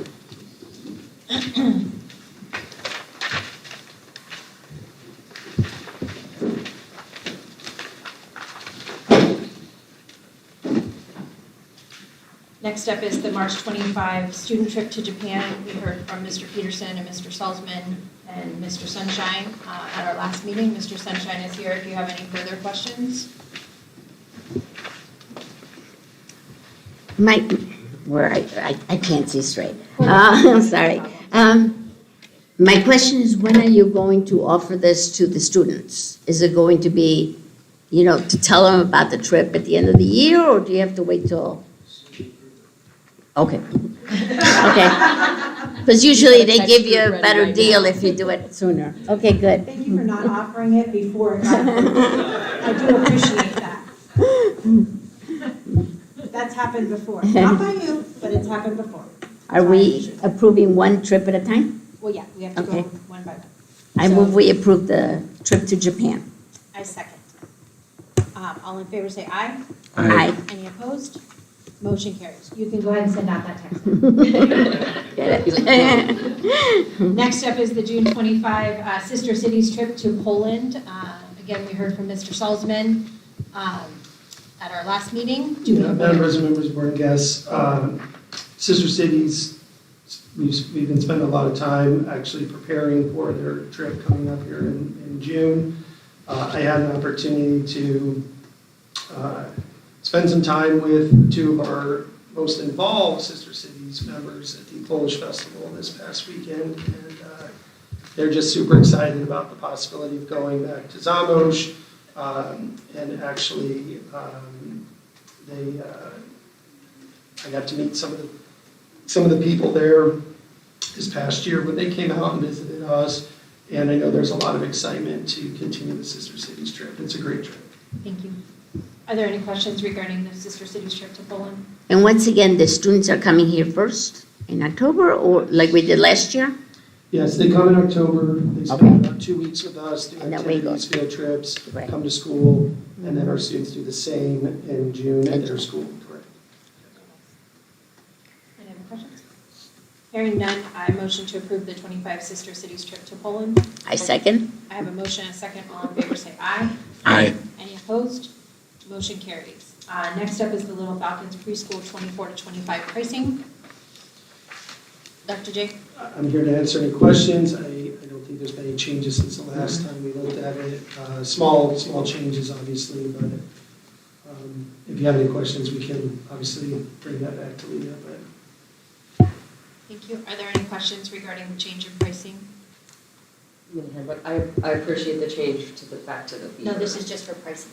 Oh, we're on pricing stuff? We're still on pricing. Never mind. I move we approve the change in pricing for Little Falcons preschool. I'll second. I have a motion and a second. All in favor say aye. Aye. Any opposed? Motion carries. Next up is the handbook. Mhm. So would you like to make your comment again? Yes, I just wanted to say I appreciate the change under the illness back to fever-free instead of symptom-free. So do I. Since we see symptoms Yes. last forever. Thank you, Dr. Rutkowski, for that one. You're welcome. And I like the word certified as opposed to trained. Mhm. Our staff are certified and not trained with it all. Are there any questions regarding the handbook? Hearing none, I move that we approve the Little Falcons preschool handbook. A second? I have a motion and a second. All in favor say aye. Aye. Any opposed? Motion carries. Next up is the updated authorized signers. Are there any questions or comments regarding the signers for the rest of, this is just for the rest of the school year, Dr. J, is that correct? I'm going to defer to Chris on that. Mhm. So that's actually not for the signers, because you approved the signers at the last board meeting. It was brought to my attention when I showed that to finance, that the bank account was not Labeled. titled Oh. correctly. So it's just changing the names on the bank account. Okay. So we're actually not updating the authorized signers, we're Correct. updating the wording on Yes. this Yes, approval. and then in May, you'll do the 24-25 authorized signers, so you'll see it again. All right. So I move we approve the change to the wording in this authorized signers 23-24. I'll second. I have a motion and a second. All in favor say aye. Aye. Any opposed? Motion carries. Next up is reinstating the advisory committee for the facility use. We had this in effect for the consolidation. Dr. J would like to recreate this advisory committee. That does require board approval. Dr. J, would you like to? Yes, Madam President, members of the board and guests, we need to look at, I think it's important to get a committee together to take a look at how are we going to solve some of these building issues that we face. And Todd Harris has done a great job of building a team of retired experts that are going to come in and be able to help us. It's definitely helping, but there's still going to be a funding issue. I mean, there's massive funding issue that's going to need to be dealt with. So I think it's important to get those groups together and look at, the facilities, what they can be utilized for, the land, all those different things. I think we need to go back to the committee and take a look at putting together a plan for the future to have money, assets available to do some projects. And it would be, if you guys create that committee, it is a open meeting law committee. It is agenda, minutes, all those things will be posted on the website. I'm just asking for, or I'm recommending to you that we put a committee like that back together to start looking at our future needs. Thank you. Are there questions about the facility use advisory committee? No, my only comment is just that I think this is awesome. I loved attending a lot of the facilities use meetings last round, and one of the things I really loved was seeing community members that don't even have kids here anymore that are still coming, still finding ways to contribute and to help and to be involved, problem solve. And I remember that's when Peter Conti offered the donation for the planetarium, was in one of those meetings, because he's like, I believe in this, I'm going to put my money where my mouth is. And so I love the opportunity that we give our community members to sit on a committee like that. And I was on the committee last time. I'm going to abstain from being on the committee this time. My term ends at the end of this December. I'm not going to run again. So I don't think it would be fair for me to be on that committee, as I'm not going to be here to make future decisions on them. I was just at a training recently where they talked about board members on those committees. I'd like to get some advice on that before we do that, so we could authorize tonight, but not select that member till later. I'm drawing a blank, but I want to say there was concern with legal advice. There was either concern or there had to be additional steps taken if a board member is on the committee. So I'd just like to get clarification. Yeah, I just want to get clarification before we. Is it customary for board members to be seated on the committee? It has been in our district. Yeah, so I do want to get before, like, we're not ready to throw this committee together tomorrow. It's more of just the authorization for me to be able to start letting some of these people who have an interest in that be notified that we are forming the committee. And then if a board member is to be on it, we could decide that at the May 1st meeting. Is that fair? That's fine. Okay. And board members aren't kept from attending. No, It's just that it's- might not sit on the committee. That's what I want to clarify. Of course, it's open to anybody to come.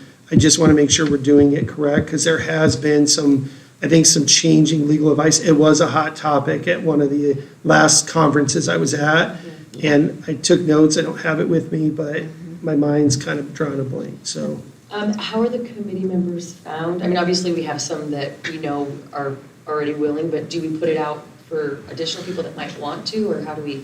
Yeah, yes, I mean, we definitely have some people who have a vested interest and have put in the time to do those things, and we definitely want people like that on the committee. So what we might do is put together, well, why don't we do this? Why don't we? Figure out the board member thing? Yeah, now that you're asking these tough questions, I don't want to get it wrong, that's what I'm saying. So we could decide, like, do we want to do a process? I apologize, Jill. Okay, I'm going to move that we actually table this. I agree. And you get your bearings, come back. I'm sorry. That's okay. It's been a long All week. in favor of tabling this until the next meeting, say aye. Aye. Any opposed? Thank you. And maybe reach out to Dr. Sweeney and find out how he found those members last time. Thanks. Next up is information discussion items. We're going to talk about the fiscal year 23 board acceptance of audit reports.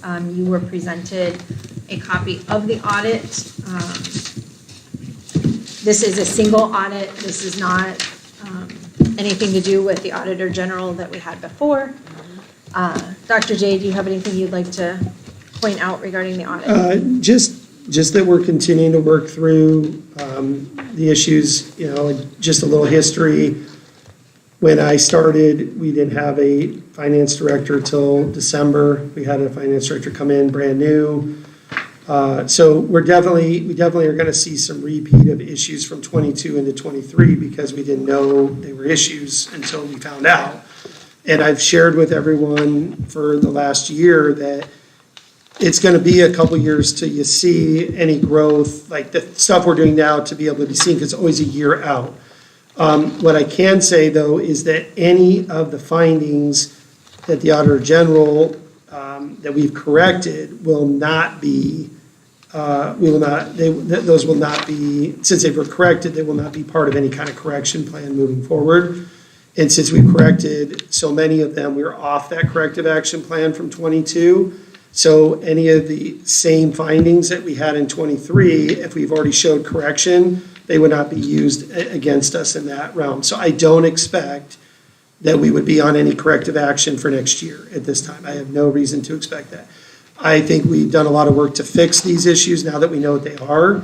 And now Mr. Hartman is tasked with making sure next year that there's none. So. 90% graduation. Yes, two things. But yeah, so and I'm just, this is how it works. I just want the community to know that. So, and some of the late ones that came in, like the last new finding that came in was about cash at basketball games. And a lot of that was someone gives a 20 and says, keep the change. And we try to give it back to them or whatnot, or cash in general is an issue. And so we've cut out cash, and that's the solution to that problem. So we didn't do any cash in the spring. That was easy because we don't charge anything. But in the fall, we're doing all GoFan, or a card reader for people who don't have a smartphone so they can still come in.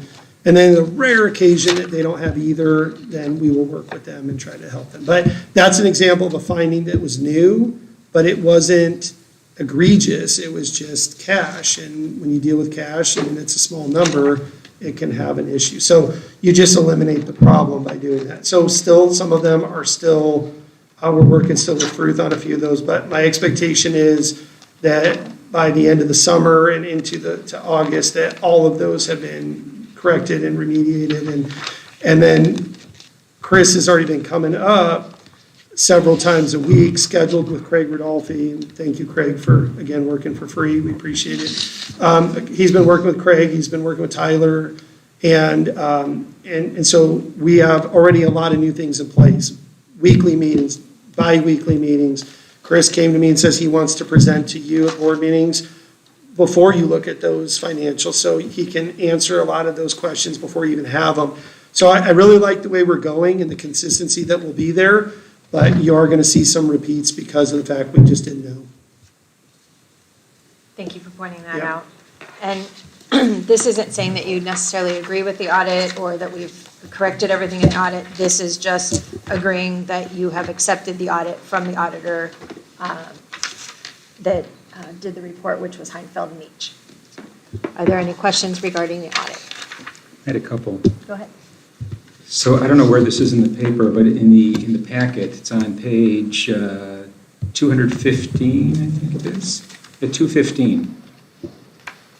I don't know who this question should be directed to, but the variance with final budget. There's a lot of large numbers there, and I just kind of wanted to get a better understanding of why such a large variance on instruction support services, some large numbers there. And you're talking about changes to what the budget was and what it actually was? Yeah, it has original, final, actual, and the variance with final budget. That's just Yeah. some large numbers there. we'll get you an answer from Tyler on that. I'm going to one of the things that he shared with me on the M&O budget is our sped costs were much higher than what we expected this year. And again, I don't know if that fits in that exact table you're referencing, but we have a massive shortage of special ed teachers in the state right now. In fact, most of the schools are almost completely reliant on contracted workers, and contracted workers cost so much more than employees of the district. We are working extremely hard to attract anyone we can with a special ed degree. Kaylee's showed teachers how to get a special ed degree where they can earn more money and also get a hard-to-fill stipend. But I'm just going to tell you where I came from when I left Arcadia. I believe the special ed department had one SUSD teacher left, if I'm not mistaken. I could be wrong, but that's what I remember leaving. I can tell you that it's a problem everywhere, and I don't know what the answer is. But what we pay is really, it's really unfair. It is a much higher number. And then you have to factor into that you also have kids who need to go to placements we can't provide. We don't have the service for those students. So that's your ACEs, your Sierra Academy, and those costs are a lot of times unforeseen because you don't know what kids are going to come into your school or what their needs are. So one of the things we're going to try to do next year, I've been very proactive on this, and I hopefully will have something to share soon, is I've reached out to a couple districts to partner with them on self-contained special ed, that maybe we could have a K-5 program in Fountain Hills, another district has a 6-12 program, and each of us are paying one teacher but sharing both services through an IGA. So that is something I'm looking at doing. I've reached out to 2 different districts about that. That's creative. Thank you. But it's still going to be next year more cost for special ed than we expect. I'm just going to tell you it is a high number. And I think that is the reason. But I will double check and make sure I'm accurate, Dr. Wachowski. Well, I have one other question. okay, go ahead. I was just gonna, on what you were asking, so the one that you were looking at on page 215, that's for other special revenue. The one above it is for state grants, and the one above it is for the actual general budget. So if you look at the general budget, it's not that same large difference between like when you look at instruction, that it's 4,370,000 versus what the final was 4 million. Yeah. So I'm not, Mr. Rodolphe, do you know what on the schedule of revenues, expenditures, and changes in fund balances, do you know what other special revenue would be? It's this. Madam President, unfortunately, no, I do not. Okay.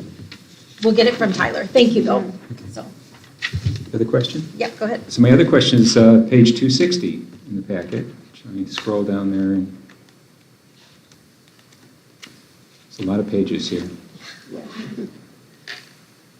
Almost there.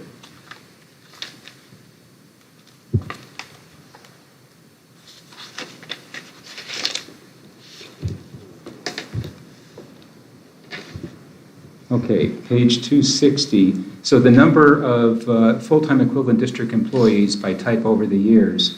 And so looking like that, it seems that there's a fair jump. I mean, from 149 in 2019 to 177 now. And At 260.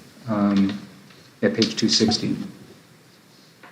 So I'm just kind of curious, because I mean, enrollment hasn't increased that much, so I just like a little more, get a better understanding of. Yeah, I mean, I'll need some time to look, but I can just tell you that administration has gone up significantly over that time, and I did bring a proposal to try to cut that back a little further. It was not well received, so we didn't do that. That's fine. We're going to move forward with that. But there's definitely been some increases in administration. The other thing is our class size is really small, and that's been something we've tried to advertise and hang our hat on, but I can tell you that it's making it harder for us to maintain. And, when we brought the budget cuts to the board originally, the guidance, which I agree with, was to stay away from the classroom as much as possible. So we are going to be cutting out a significant amount of the budget next year. It may not be as many employees. I would assume that some of these are going to be additional classified employees. Kaylee, do you have any insight to that? But you're right, though. Some of if you look at just like teachers alone have gone up since that time. And I think part of that is that we have those smaller class sizes, and it's something, if enrollment doesn't go up next year, we may have to look at again. Also, I'm looking at the difference between 2019 and 2023. There was also the time of COVID. So if you're looking at numbers, we didn't need the nurses and so on. So I think there might have been one of the differences too in the numbers.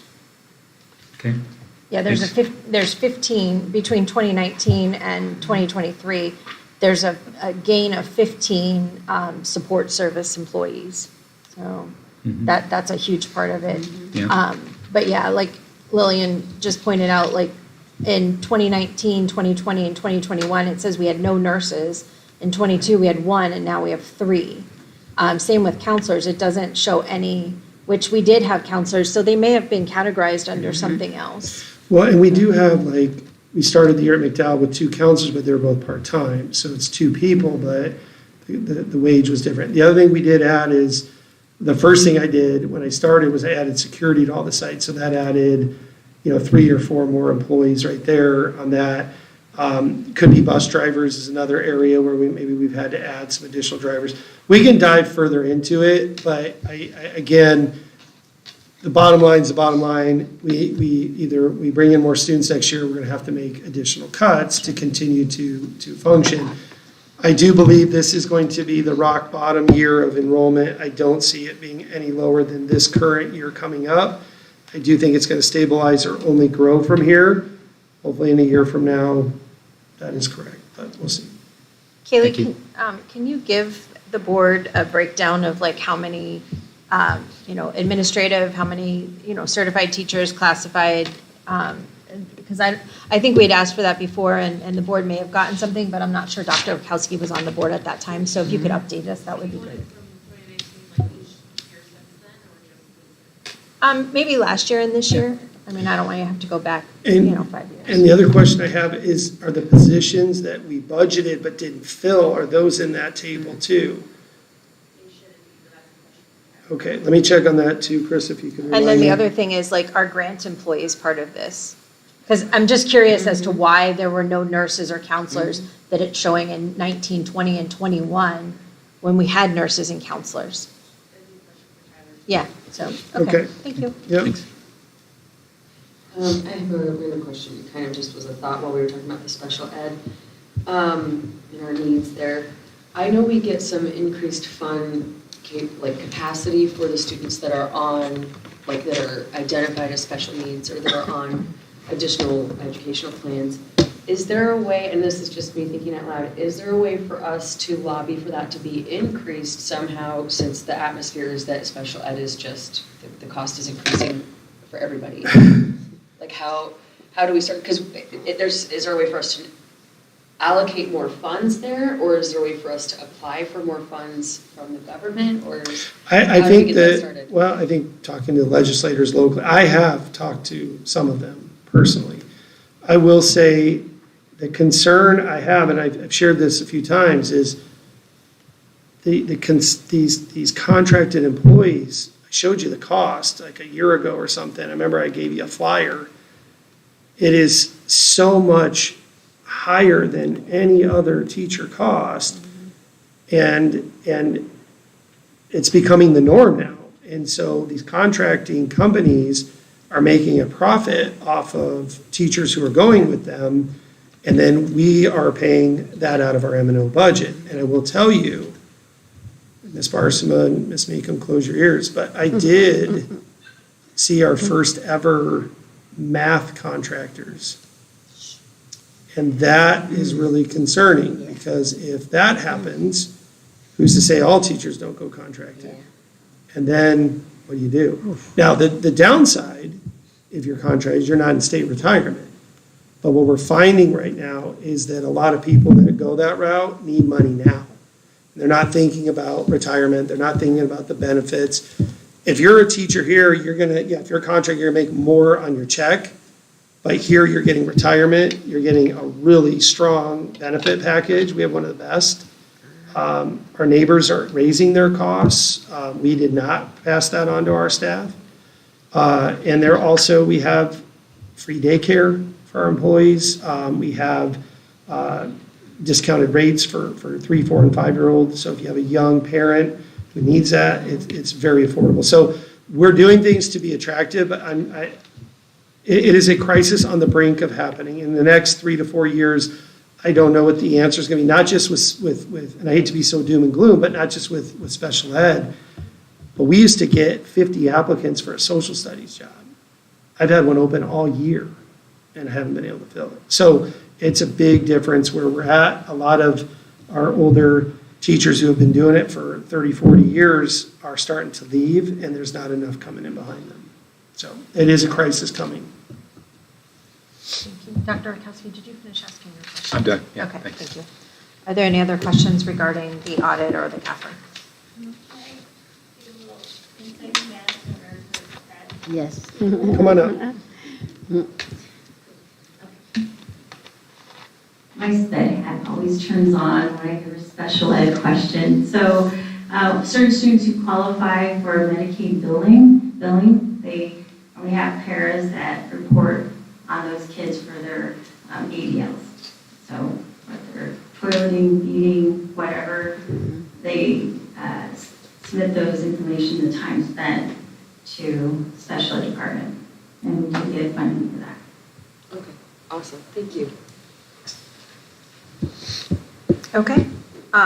This is just the information discussion item, so there's no vote on this. So hearing no more questions, we'll move forward to the revised budget for 23-24. We have a video from Tyler.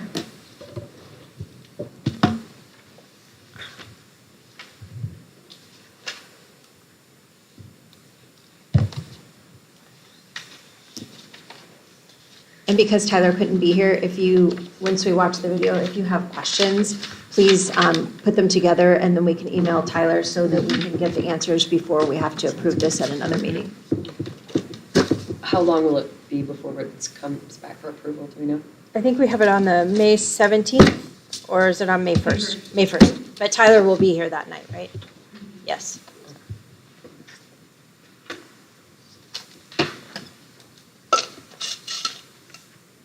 Dr. Wheeldriver, you can also speak on the fact that there aren't enough students going into special ed, right? At the university level. Yeah, unfortunately, there is not.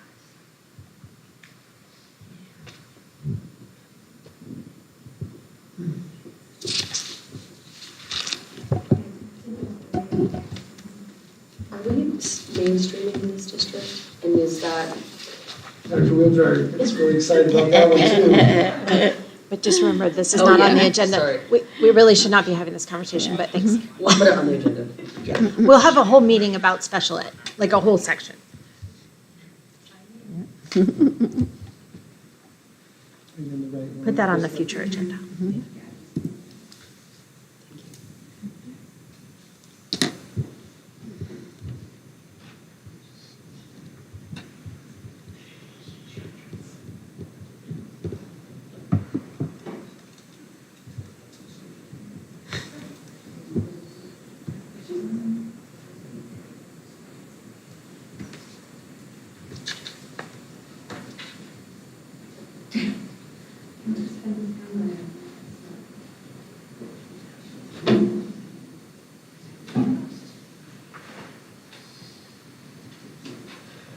Looking at the agenda, first we're going to look at the FY 2024 Arizona budget timeline. This should be a refresher for current board members. And for those new board members, There we go. this is the Arizona budget timeline that's represented with the deadlines via state statute. Next, we're going to look at what is a revised budget. And third, we're going to look at the FY 2024 revised budget number 2 and some of the highlighted changes. Now looking at the Arizona budget timeline for fiscal year 2024, we'll start off in June 2023. The governing board approved the proposed budget on June 7th, 2023. And then adopted that same budget on July 10th, 2023. Now, how the school district budget calendar works is the school district adopts a budget at the start of the fiscal year. As you can see there, that was done on July 10th, 2023. And as we progress throughout the year, Arizona is currently on a current year funded system. So on the adopted budget, school districts take into account estimated student counts for the upcoming year. Now when we get to the middle of the year, ADE monitors those projected student counts or the student counts that were listed on the adopted budget. And if you are above 1% or overestimated by over 1% in terms of what that student count means to the budget formula, you're required to revise your budget in December. As you can see, Fountain Hills Unified was in excess of that 1%, which means we overestimated the student count in the adopted budget on July 10th. So on December 6th, 2023, Fountain Hills revised their budget. This is called budget revision number 1 to correct the student counts, which in turn reduced the budget as the Arizona budget is largely, the formula is largely based on student count. That again reduced the budget on that budget revision number 1. As we look ahead in May to 2024, that's what we are preparing for now. I am bringing forth a budget revision number 2, which is required by Arizona state statute. On the May budget revision, you're required to revise your budget to the 100-day student count. Now, Fountain Hills' 100-day student count was approximately middle of January. You can see from January to December, you're not going to have much change in the budget, which you'll see later in the presentation. Next, we get to do this all over again. As we work towards June, we'll look forward to proposing and adopting a fiscal year 2025 budget. There's still a little bit of waiting to do, as the legislature has still not approved a K-12 budget bill. And so once the legislation approves a K-12 budget bill, then the official budget forms for fiscal year 25 can be shared from the auditor general to school districts. So a little more work from the legislature until we can start working on our fiscal year 2025 budget.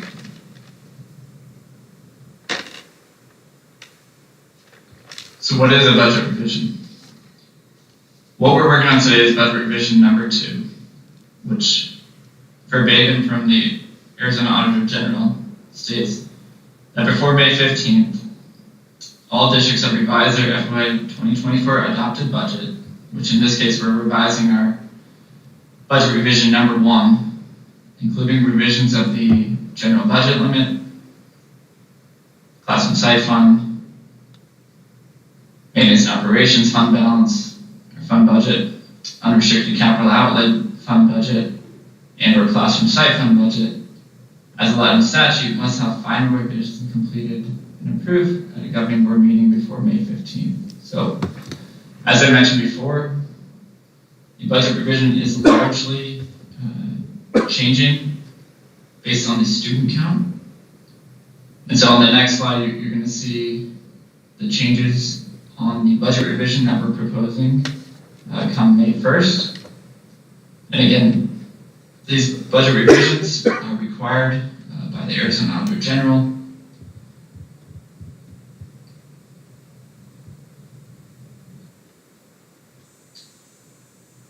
Now looking at the maintenance and operations changes on the revised budget number 2, I've highlighted here on a high level basis several of the budget categories that have changed. That would be column 1. Now if we go from left to right, you'll see column 2 is the revised budget number 1. This is our current budget. Again, this was revised in December. And then column 3, to the right of that, is revised budget number 2. This is the budget revision number 2 that we are working to approve on the May 1st board meeting.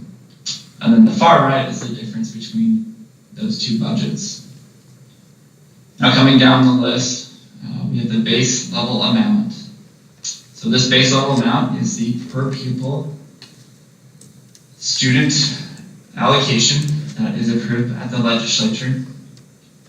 This largely changes on a fiscal year basis and rarely changes in the middle of the year. And so the reason you see no change from budget revision number 1 to budget revision number 2 is we're in a mid-year change. And so again, like I said, this largely changes in the legislative cycle and would not typically see change in any sort of budget revision during the middle of the year. So that remains at $49.14 and 71 cents. ADM, as I mentioned earlier, this is the main formula multiplier in any school budget. On the revised budget number 1 back in December, ADM, again, for those who don't know that acronym, is average daily membership. So average daily membership as of December, when the budget revision number 1 was approved, was 1,066.3911. And again, you get decimals on ADM because you're taking the average daily membership. This is not head count. Again, this is an average of those first. It would be less than 100 days on the budget revision number 1. But on budget revision number 2, that 1,064.0635, that's going to be your 100-day ADM. And you can see that is down 2.3 from when the district revised in December. Moving down the list, there's a lot of nuances that go into the formula that I've kind of rolled up into the revenue control limit. The revenue control limit is the sum of the kind of formula, the budget formula. Now you'll see on the budget forms in May a lot more detail that gets to that RCL, but for presentation purposes, I've presented the total of that Arizona formula for school budgets represented in that the revenue control limit, or the RCL. You can see on the revised budget number 1, we revised up to 8.4 million, and then revised budget number 2 is 8.5 million. So that difference of $36,519 represents some changes in the Group B weights. Those are weighted add-ons for students with disability or a learning disability.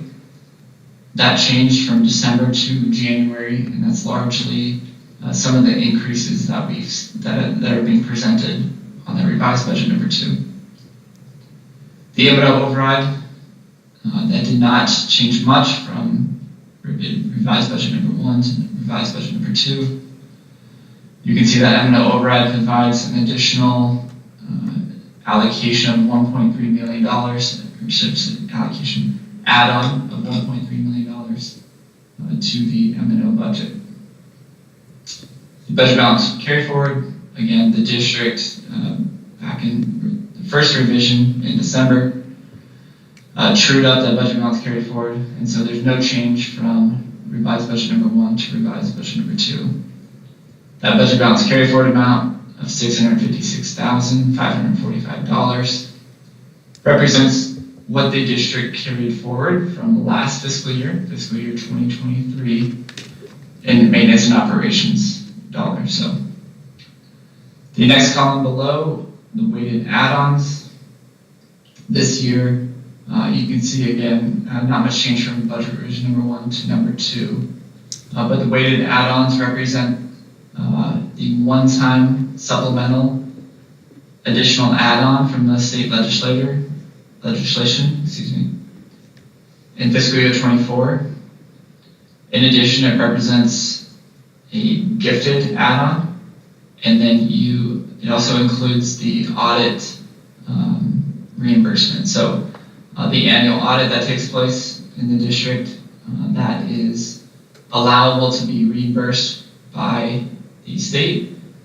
As it's a requirement by the state, they allow you to add that into your budget forms to be reimbursed for that dollar amount being expended to procure that annual audit. So you summarize all of that, it kind of gives you general budget limit for the maintenance and operations. And you can see largely not much change again from revised budget number 1 to number 2. Again, because the district just revised in December.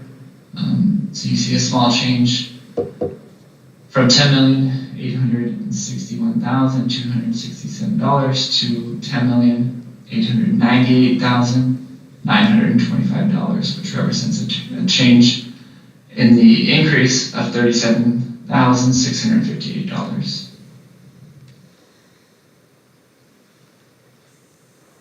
Looking at the revised budget number 2, projections for the district additional assistance or capital budget, you can see no changes are being reflected from revised budget number 1 to revised budget number 2. All the changes in the capital budget were taken into consideration on the revised budget number 1. Capital is funded by prior year funding, and so while the M&O side of the budget, that's current year funded, the capital budget, the formula is based off prior year ADM. And so on the December revision, on the budget revision number 1, the main adjustment the district had to make was within the budget balance carry forward. And so when the district made that adjustment, again, that was the only really change that was needed for the capital budget, and so no changes from budget revision number 1 to budget revision number 2. the total capital budget for fiscal year 2024 is represented on the bottom line in the general budget limit, and that is $4,060,834.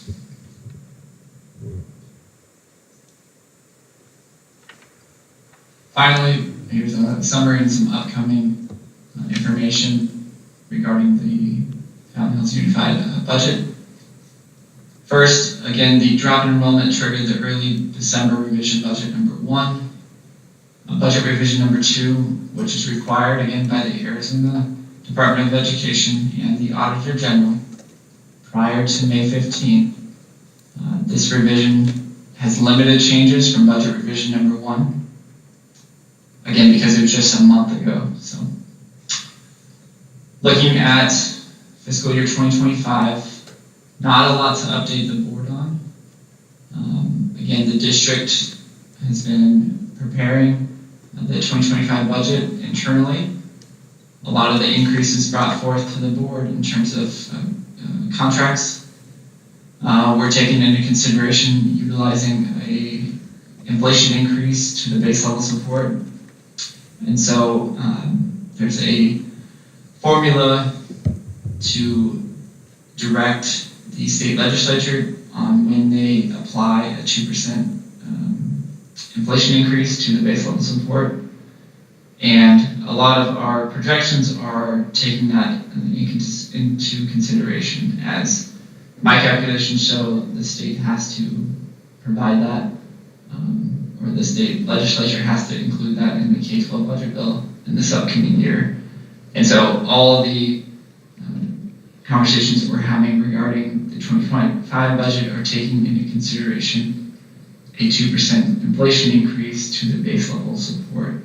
Again, that's that per pupil amount that the district receives. The second bullet point that we're taking into consideration is this is the final year of the DAA, or capital inflation adjustment, which is approximately 4.6% increase. This is year 3 of 3, where the legislature approved an inflation adjustment to that capital fund. And lastly, we're still working through the plans for Four Peaks Elementary. As a reminder, the voters approved the sale of the property back in November 2023. And right now we're working, I'm working with Dr. J, on planning the next steps for that property.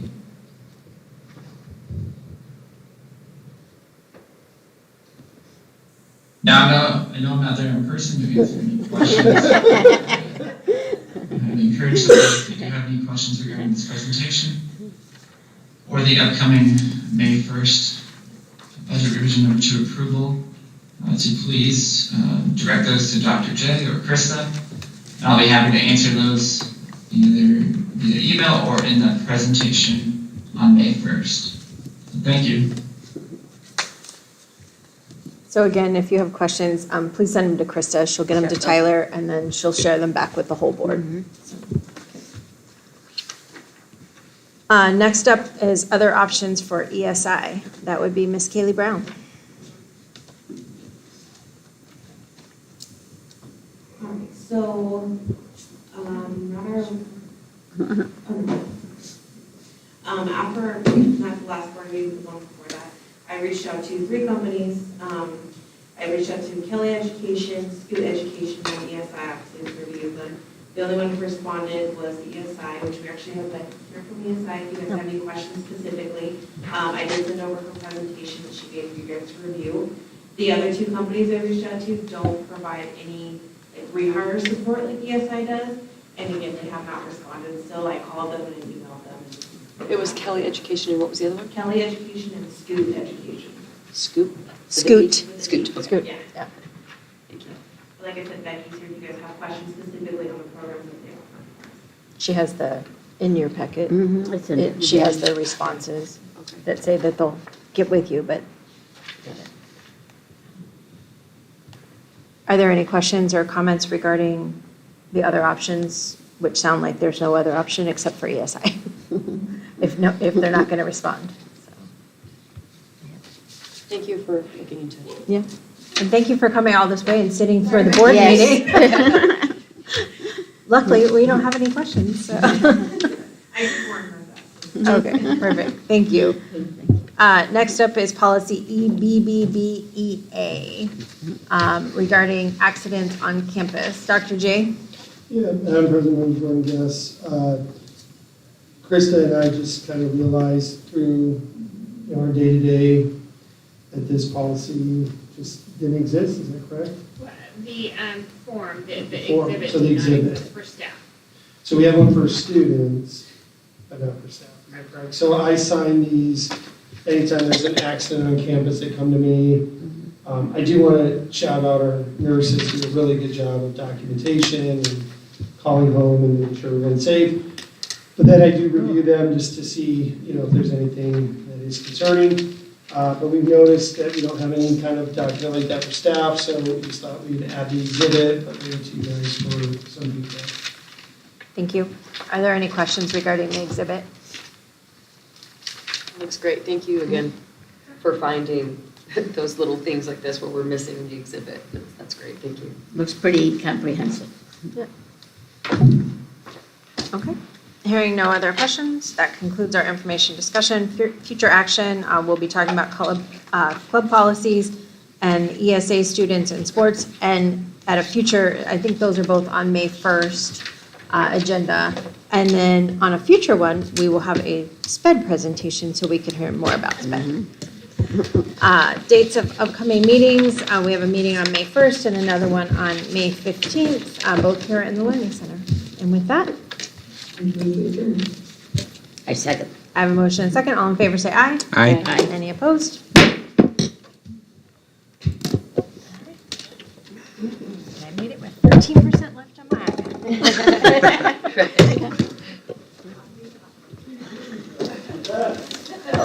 Did you, sign it? The signature, yeah.